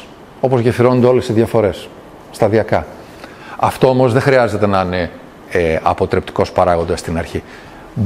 Μπορούν αυτές οι ερωτήσεις να μπουν μέσα στα 6 καπέλα, στο κατάλληλο χρώματος καπέλο και να πείξεις κάτι. Τα μαύρα σημεία είναι λίγο περίεργα. Ας πούμε, αυτή η εταιρεία δεν τη βλέπω να κινείται στο μέλλον έτσι με πυγμή. Μπορεί να πάω εκεί πέρα και σε 2 χρόνια να μην. να μην υπάρχει στην αγορά, να έχει κακή πορεία. Να. Δεν είναι αναπτυξιακά έτσι προχωρημένη. Αν αποφασίζεις να πας στην εταιρεία, το κάνεις αυτό εγνώσου, στον ένα χρόνο μπορείς να κάνεις τη μεταπήδηση. Γι' αυτό αναλύεις την πληροφορία που έχεις.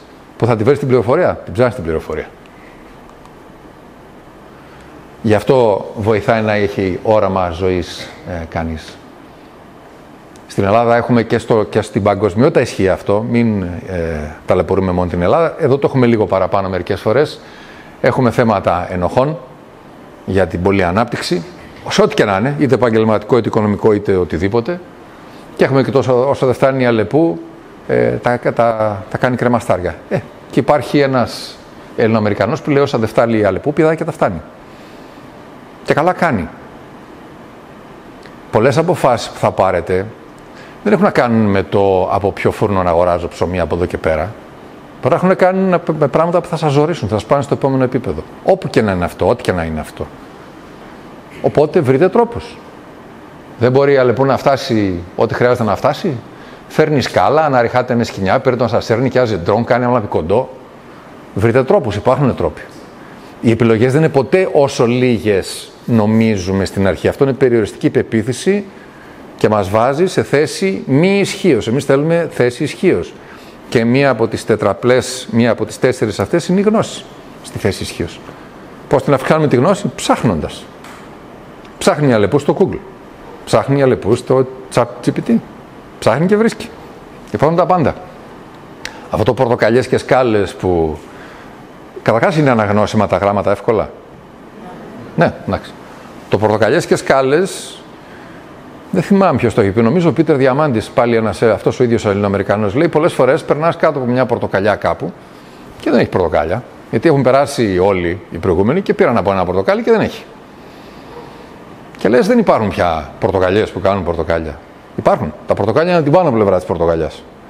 Άρα το πρόβλημά σου δεν είναι ότι δεν υπάρχουν πια πορτοκάλια. Το θέμα είναι η πρόσβαση. Άρα ψάξε βρες μια σκάλα και πήγαινε από πάνω. Είναι πιο ψηλά, θα κουνιέται λίγο η σκάλα, έχει τα προβλήματά του, αλλά είναι γεμάτο πορτοκάλια το μαγαζί εκεί πέρα. Τα πάμε.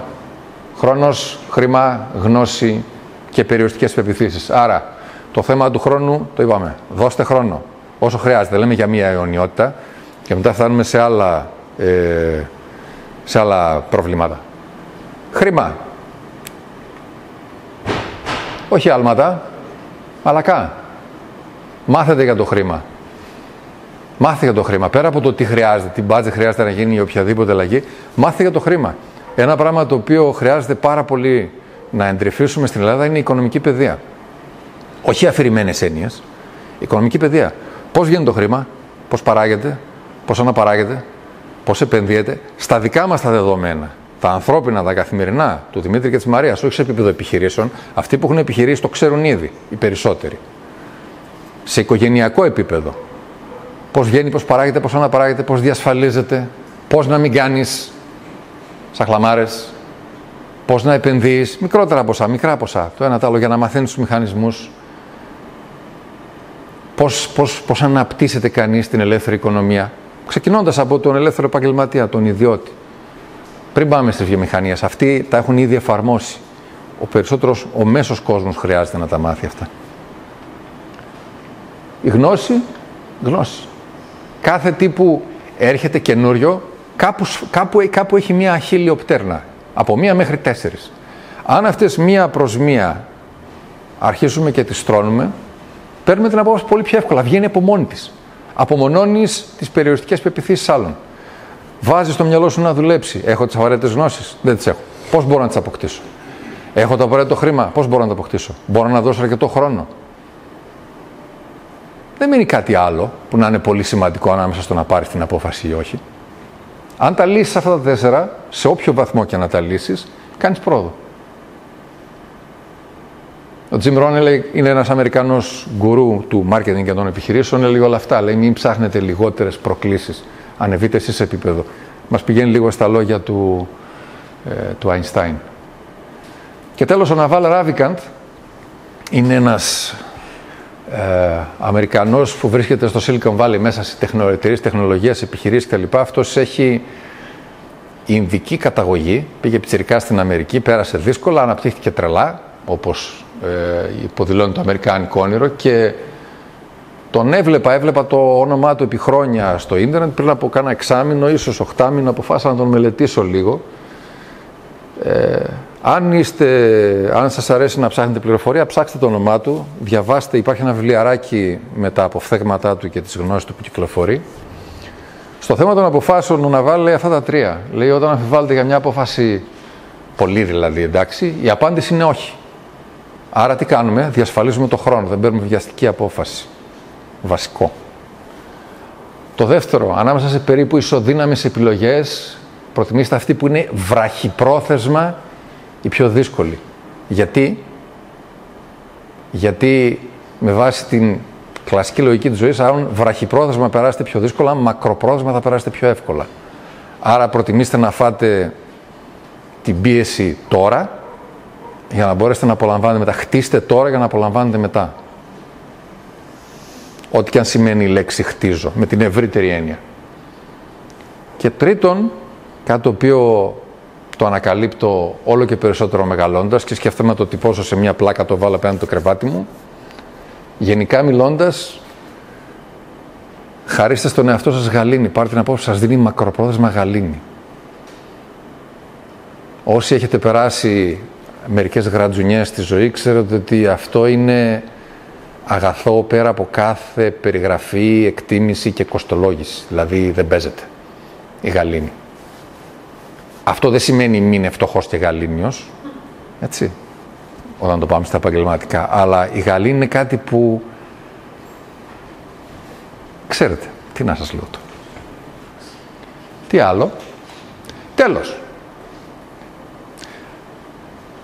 Πάνω δεξιά, το σχήμα αυτό είναι αυγό. Δεν χρειάζεται λοιπόν να φτάσει το αυγό για να πάρετε τις αποφάσεις που χρειάζεται. Ναι, δεν επιτρέπεται να το τυπώσω όλο, γιατί είμαστε σε ένα ακαδημαϊκό περιβάλλον. Αλλά η φαντασία σας μπορεί να δουλέψει. Οπότε αν χρειάζεται ένα σημάδι, αυτό είναι λίγο κλισέ το τελευταίο, αλλά δεν πειράζει. Αν χρειάζεται ένα σημάδι από το σύμπαν ότι για αυτά που θέλετε να κάνετε να αποφασίσετε, θεωρήστε ότι η ομιλία είναι ένα σημάδι, ας πούμε.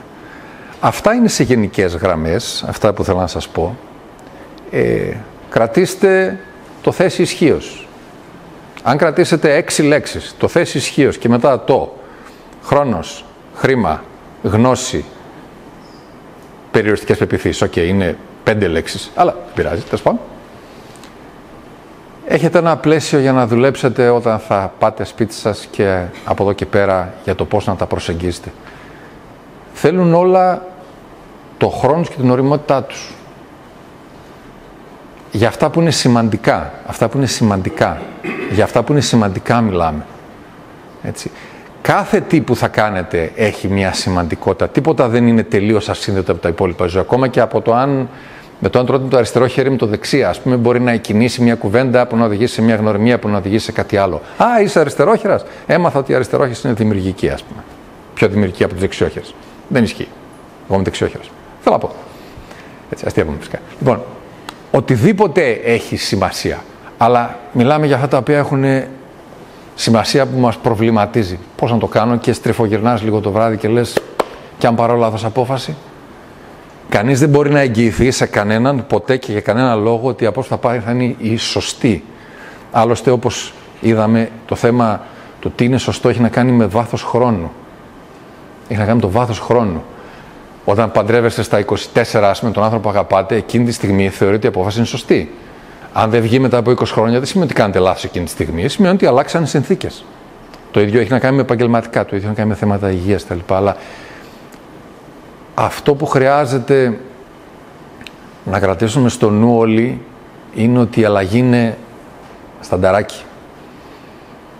Και για να χρησιμοποιήσω και μια έκφραση που ξεκίνησε νομίζω λίγο από τον Καβάφη, αλλά τη χρησιμοποιούν οι Αμερικανοί συχνά πυκνά τα τελευταία χρόνια, λένε ότι για το θέμα της αλλαγής και των υπολείπων, λέει ότι οι βάρβαροι είναι πάντα πρώτων πυλών.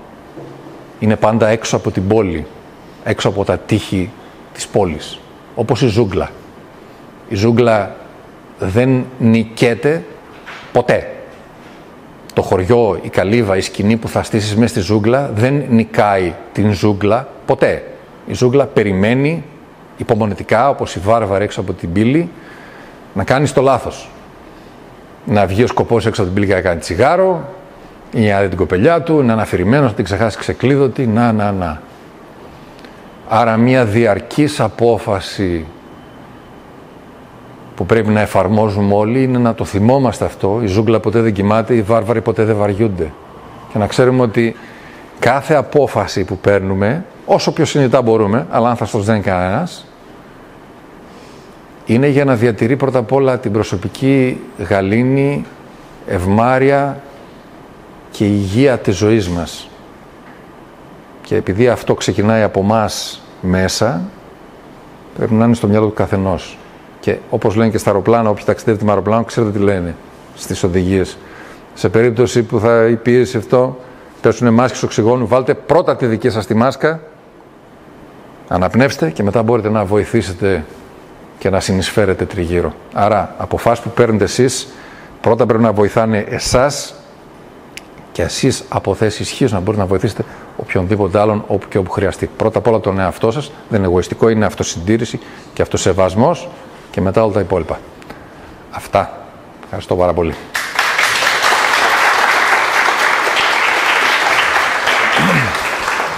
Αν θέλετε να κάνουμε συζήτηση, ερωτήσεις, τα λοιπά, είμαι στη διάθεσή σας μέχρι τις, Άγγελε,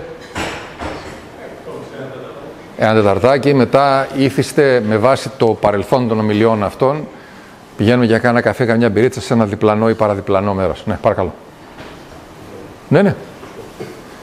Δύο σημεία θέλω να τονίσω. Το πρώτο είναι ότι έχω ακούσει ένα ρητό ότι η μόνη σταθερά στη ζωή είναι η αλλαγή. Ηράκλειτος. Το δεύτερο είναι ότι μέσα σε όλα αυτά τα οποία πολύ ωραία ακούσαμε, να προσθέσω ότι αιτία λήψης αποφάσεων είναι το πόσο θετικός ή αρνητικός είναι κάποιος σαν χαρακτήρας. Η αισιοδοξία ή η αισιοδοξία την οποία έχει. Δηλαδή, αν έρθει σε μια ψυχολογική κατάσταση αρνητική μπροστά στο ενδεχόμενο να πάρει μια απόφαση, μπορεί να δει τα δύσκολα σημεία, να τα μεγεθύνει στο μυαλό του πάρα πολύ και να αποφύγει να πάρει αυτή την απόφαση. Δηλαδή, η ικανότητα του να διευρύνει τα προβλήματα και να ανακαλύπτει μέσα στην ευκαιρία να βρίσκει το πρόβλημα πρώτα απ' όλα. Ναι. Αυτό νομίζω ότι παίζει πολύ σημαντικό ρόλο. Δεν ξέρω. Έτσι είναι. Γι' αυτό έλεγε ο Αϊνστάιν, απόφαση αν το σύμπαν είναι θετικό ή αρνητικό, που θα καθορίσει σε μεγάλο βαθμό την νοοτροπία της ζωής γενικότερα. Και ναι, αυτό που λέει ο κύριος είναι πάρα πολύ σημαντικό. Έχεις ένα μεγάλο πρόβλημα μπροστά, το οποίο αποκτάει ακόμα μεγαλύτερη διάσταση. Πας πίσω, δίνεις χρόνο.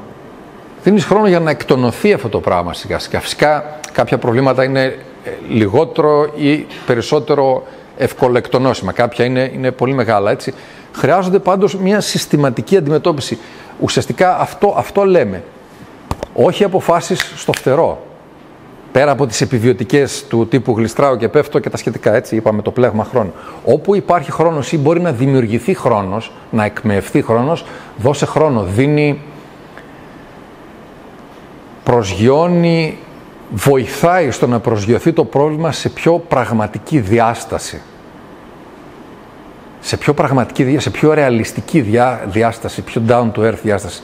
Ή να σπαστεί σε διάφορα κομμάτια και να αρχίσει να λύνει κανείς κομμάτι και στο τέλος είναι σαν να έχεις βάλει από τα 100 κομμάτια του puzzle, έχεις βάλει τα 78, αλλά έχεις πια αποκτήσει την εικόνα. Τα τελευταία 22 είναι πιο εύκολο να μπουν. Έχουμε συναισθηματική φύση όλοι και ο υποφαινόμενος έχει, και εγώ έχω κατά καιρούς διωγγώσει προβλήματα ζωή. Προσπαθώ να μπω στη μεθοδολογία αυτή όσο το δυνατόν περισσότερο. Έχω πάρει δεκάδες χιλιάδες αποφάσεις επαγγελματικές μου στα χρόνια. Άλλες βγήκαν, άλλες δεν βγήκαν, άλλες με οδήγησαν σε μονοπάτια. Ας χρησιμοποιήσω τη λέξη περίεργα τώρα για να μην γίνω έτσι. Δεν μπορείς να ξέρεις. Κανείς δεν παίρνει μια απόφαση με αρχικό σκοπό να τα κάνει όλα λιώμα, να τα χαλάσει εκείνη την ώρα. Πάντα παίρνει απόφαση με βάση το τι πιστεύει εκείνη τη στιγμή ότι είναι το καλύτερο. Απλά χρειάζεται να δώσει χρόνο για να το δει και λίγο πιο προοπτικά.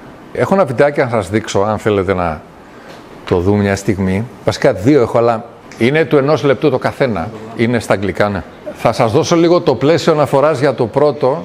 Υπάρχει μια σειρά αμερικάνικη που λέγεται Billions, δισεκατομμύρια. Την έχει κάνει στο μυαλό του? Είναι αμερικάνικη ταινία με καλούς και κακούς χρηματιστές, εισαγγελέα που τους κυνηγάει για να τους μπουζουριάσει, διάφορα τέτοια. Το άλλο. Ναι, please. Και κάποια στιγμή βρίσκεται, βάλτε από την αρχή λίγο παρακαλώ, αυτή είναι η γυναίκα του εισαγγελέα. Βρίσκεται σε ένα σαλόνι, σε ένα κλαμπ, μαζί με έναν παλιό γκουρού της πιάτσας, που είναι ο κύριος που κάθεται δεξιά της τέλος πάντων, και τον ρωτάει. Λέει, τι γίνεται όταν φτάσεις σε ένα σημείο που δεν μπορείς να βρεις λύση, δεν μπορείς να πάρεις μια απόφαση. Τι γίνεται τότε, που όποια επιλογή για να κάνεις καταλήγει στην καταστροφή. Έτσι. Και της λέει αυτός, θα το πω μέχρι το σημείο πριν από την τελική ατάκα τέλος πάντων. Της λέει, αυτό είναι double bind, διπλοδέσιμο, δηλαδή είσαι δεμένος με το πρόβλημα. Κάποτε λέει υπήρχε στην Ανατολή ο δάσκαλος και ο μαθητής, κλασικές καταστάσεις. Και λέει ο δάσκαλος στον μαθητή, αν μου πεις ότι αυτό το ραβδί δεν υπάρχει, θα σε χτυπήσω με αυτό. Εάν μου πεις ότι αυτό το ραβδί υπάρχει, θα σε χτυπήσω με αυτό. Εάν δεν πεις τίποτα, θα σε χτυπήσω με αυτό. Ποδρέ. There's no blaming me. No matter what you choose, I learned a disaster. Classic double bind. There's a Zenko, where the teacher holds a stick. It says to a student, if you tell me this stick is real, I will beat you. If you tell me it's not real, I will beat you. If you say nothing, I will beat you. And so, the student reaches out, grabs the stick, and breaks it. If the situation is untenable, Mrs. Rose, you break that fucking stick. Μερικές φορές συμβαίνει αυτό. Κάνεις τις εκτιμήσεις σου, δεν μπορείς να βρεις άκρη. Αν πάω από εδώ θα τις φάω. Αν πάω από εκεί θα τις φάω. Αν πάω δεξιά θα τις φάω. Τι γίνεται? Σαν να μην υπάρχει επιλογή. Και τότε σου λέει ότι η λύση είναι στην ανορθόδοξη επιλογή. Την υπέρβαση των περιοριστικών πεποιθήσεων. Γιατί η περιοριστική πεποίθηση στο συγκεκριμένο κλιπ είναι ότι το ραβδί υπάρχει ή ότι ό,τι και να γίνει θα τις φας από αυτό το ραβδί. Ναι, αλλά αν σταματήσει να υπάρχει το ραβδί, σταματάω να τις τρώω. Φυσικά είναι ατελές παράδειγμα, δεν μπορεί να εφαρμοστεί στα πάντα της ζωής, αλλά τη λογική την αντιλαμβάνεστε. Θέλετε να πείτε κάτι? Ναι. Σηκώνει το μαθητής, πιάνει το ραβδί και το σπάζει. Οπότε πλέον δεν μπορεί να τον χτυπήσει ο δάσκαλος. Είναι το μη αναμενόμενο. Σας λέω, δεν μπορεί να έχει 100% εφαρμογή απόλυτη. Τίποτα δεν έχει 100% εφαρμογή απόλυτη. Έτσι. Προσαρμόζουμε με βάση τα δεδομένα που έχουμε ανά πάση στιγμή. Αλλά χρειάζεται να διευρύνουμε τα δεδομένα. Θα σας δείξω και ένα βιντεάκι ακόμα. Τώρα να θες να βάλει στο παρακάτω. Το μη χείρον βέλτιστον εφαρμόζεται στην πλειοψηφία. Στην πλειοψηφία της ζωής εφαρμόζεται το μη χείρον βέλτιστον. Το θέμα είναι να μην χρειάζεται να πας στο χείρον, να είσαι στο βέλτιστον. Αυτό προσπαθούμε να πει. Όσο το δυνατόν καλύτερα, έτσι. Αυτό το βίντεο κρατάει επίσης 1 λεπτό και κάτι. Έχει μια λίγο πιο περίπλοκη ιστορία. Για όποιους έχουν δει την ταινία, ίσως θα είναι γνωστό. Είναι ο Τόμ Κρούζ, είναι επαγγελματίας δολοφόνος. Έχει κατέβει στο Λος Άντζελες ένα βράδυ με σκοπό να κάνει 5 δολοφονίες μέχρι το πρωί, να πάρει το πρωί ένα αεροπλάνο και να φύγει. Για μένα αποτελεί... Η ταινία είναι καλή, σε γενικές γραμμές. Αυτό το βιντεάκι είναι... Αυτό το κομμάτι... Μάλλον θα σας πω το background και μετά θα σας πω. Βρίσκει λοιπόν ένα ταξιτζή, τον νοικιάζει, πηγαίνουν στο πρώτο, περιμένουν ταξιτζής κάτω, ας πούμε. Ο πρώτος ταξιδεύει από το παράθυρο και γκρεμίζεται πάνω στο ταξί, οπότε προφανώς ο ταξιτζής αντιλαμβάνεται ότι κάτι δεν πάει καλά, ας πούμε. Μιλάνε, κάνουν, δείχνουν, προσπαθεί ο ταξιτζής να ξεφύγει, δεν μπορεί να ξεφύγει και αναγκάζεται να ακολουθήσει, να οδηγήσει μάλλον τον Τόμ Κρούζ στο όλο το Λος Άντζελες όλο το βράδυ για να κάνει τις δολοφονίες κτλ. Ο ταξιτζής, τον οποίο τον παίζει ένας μαύρος τοπιός πολύ καλός, θα τον δείτε σε λίγα δευτερόλεπτα. Ευχαριστώ. Ναι. Έχετε δει την ταινία? Μπράβο. Λοιπόν, ο ταξιτζής θέλει εδώ και χρόνια, προσέξτε το θέμα των αποφάσεων τώρα, έτσι, να φτιάξει μια εταιρεία με λιμουζίνες. Δουλεύει με μισθό σε μια εταιρεία που έχει ταξί. Είναι υπάλληλος δηλαδή ο ταξιτζής. Θέλει να φτιάξει μια εταιρεία που τη λέει Island Limo, Island από το νησί, Island Limousines, ξέρω εγώ, και έχει και μια φωτογραφία από ένα νησί τροπικό με φοίνικες και γαλάζια νερά στο καθρεφτάκι εκεί πέρα. Και όλο το αναβάλει. Δεν είμαι έτοιμος, δεν είμαι έτοιμος, δεν είμαι έτοιμος κτλ. Και μέσα στη γνωριμία των δύο ανδρών το βράδυ αυτό, ο Τομ Κρούζ το ανακαλύπτει ότι ο άλλος έχει ένα ανεκπλήρωτο τέλος πάντων και το παρατείνει και το παρατείνει και το παρατείνει, και υπάρχει και μια γυναίκα που γνώρισε ταξιτής που και εκείνη δυσκολεύεται να σηκώσει τηλέφωνο για να την καλέσει κτλ. Και έχουν φτάσει σε ένα σημείο λοιπόν πλέον αντιπαράθεσης, όπου λέει ο ταξιτής μετά την τρίτη δολοφονία, νομίζω, του λέει ο Τομ Κρούζ, του τι λέει. Λέει για να δολοφονείς κόσμο πρέπει να είσαι πολύ χαμηλού επίπεδου και πρέπει να μεγάλωσες σε κανένα Ινστιτούτο και είσαι έτσι και είσαι αλλιώς, και του ταχώνει τέλος πάντων.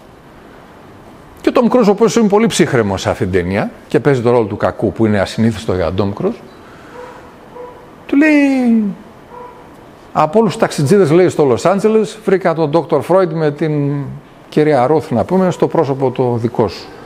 Εντάξει, λέει, εγώ είμαι ό,τι είμαι. Αλλά και εσύ, λέω, κοίτα τα μούτρα σου. Δηλαδή, έχεις καθαρό ταξί, έχεις το χαρτάκι με τις λιμουζίνες επάνω το αυτό κτλ. Περιποιημένο όλο το σκηνικό γύρω. Δυσκολεύεσαι να πάρεις το κορίτσι τηλέφωνο. Πόσα χρόνια μαζεύεις λεφτά για αυτήν την ιστορία? Του λέω, ταξί, στα λέω για να είναι πιο εύκολο, γιατί ο ήχος είναι. Του λέω, ταξί, να μην δεν είναι δικιά σου δουλειά. Και του τραβάει ένα δούλεμα ο Τομ Κρούζ του ταξιτζή, άνευ προηγουμένου. Του λέει, κοίτα να δεις, κάθεσαι και λες για μένα, αλλά κοίτα τα μούτρα σου.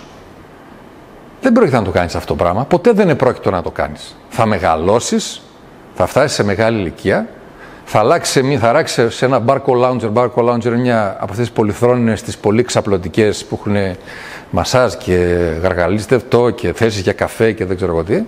Βλέποντας τηλεόραση για το υπόλοιπο της ζωής σου. Και ξέρεις γιατί? Μου τη λες εμένα, αλλά ούτε εσύ θα κάνεις αυτό. Τουλάχιστον εγώ ξέρω ποιος είμαι.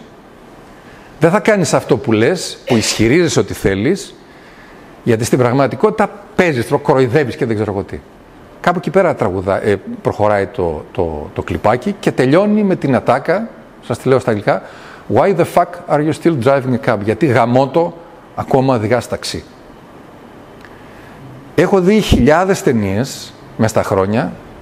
Αυτό το 1 λεπτό και κάτι από αυτήν την ταινία, 15 χρόνια να έχω από την ίδια ταινία. Κάθε φορά που το βλέπω μου προκαλεί ένα τριχύλα. Είναι η πιο, για τα δικά μου για το δικό μου το μυαλό, είναι η πιο τρομακτική σκηνή που έχω δει ποτέ σε ταινία.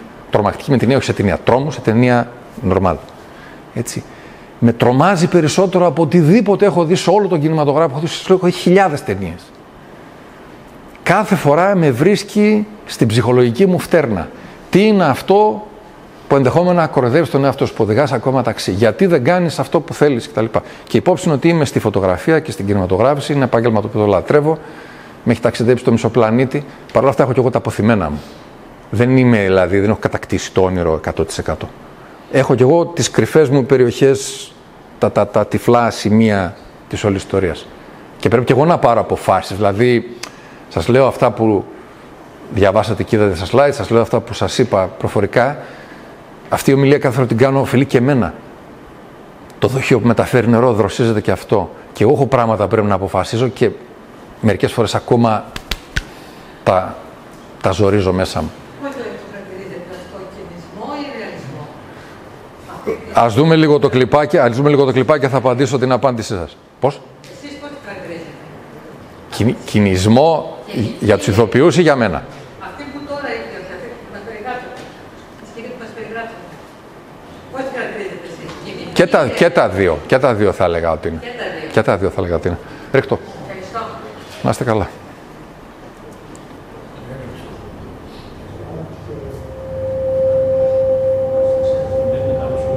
Δεν πειράζει. Εκεί, υπότιτλος, ωραία, σούπερ.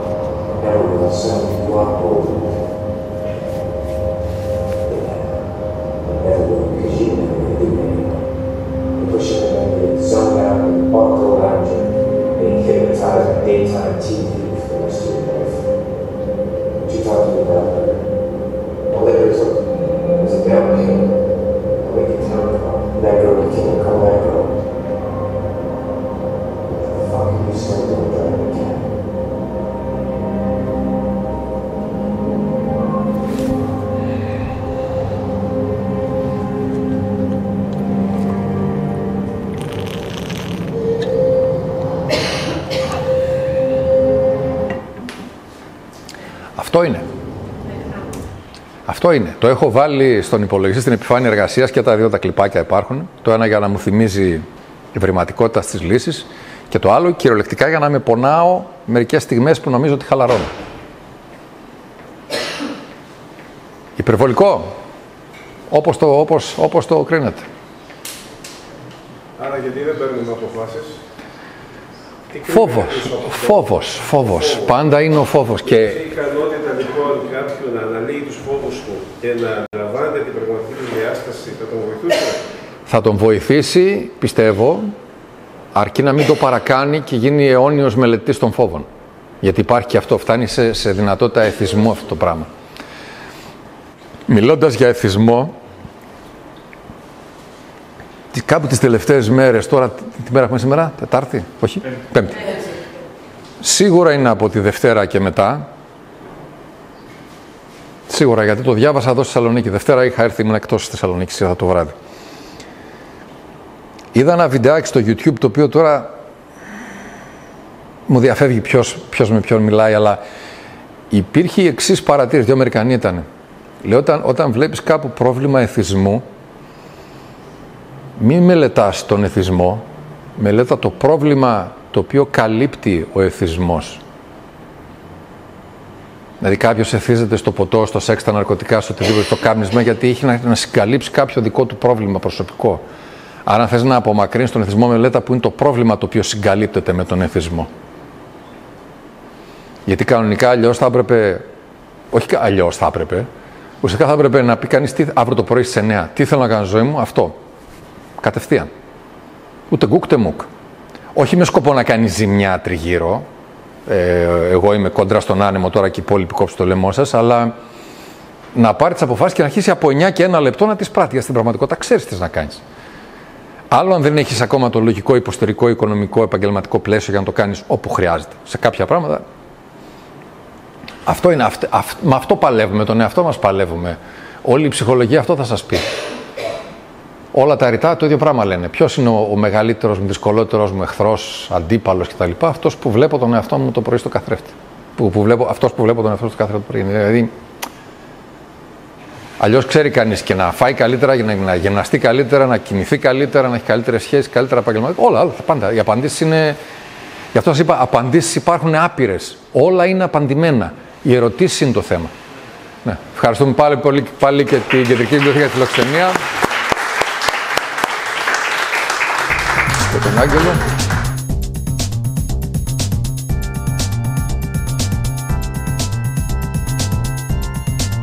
Εάν βρήκατε το βίντεο αυτό ενδιαφέρον, κάντε like, αφήστε μας τα σχόλιά σας παρακάτω, μοιραστείτε το link του βίντεο και βέβαια πατήστε το subscribe button για να εγγραφείτε ώστε να ειδοποιηθείτε πρώτοι όταν δημιουργούμε περισσότερα ενημερωτικά βίντεο σαν και αυτό.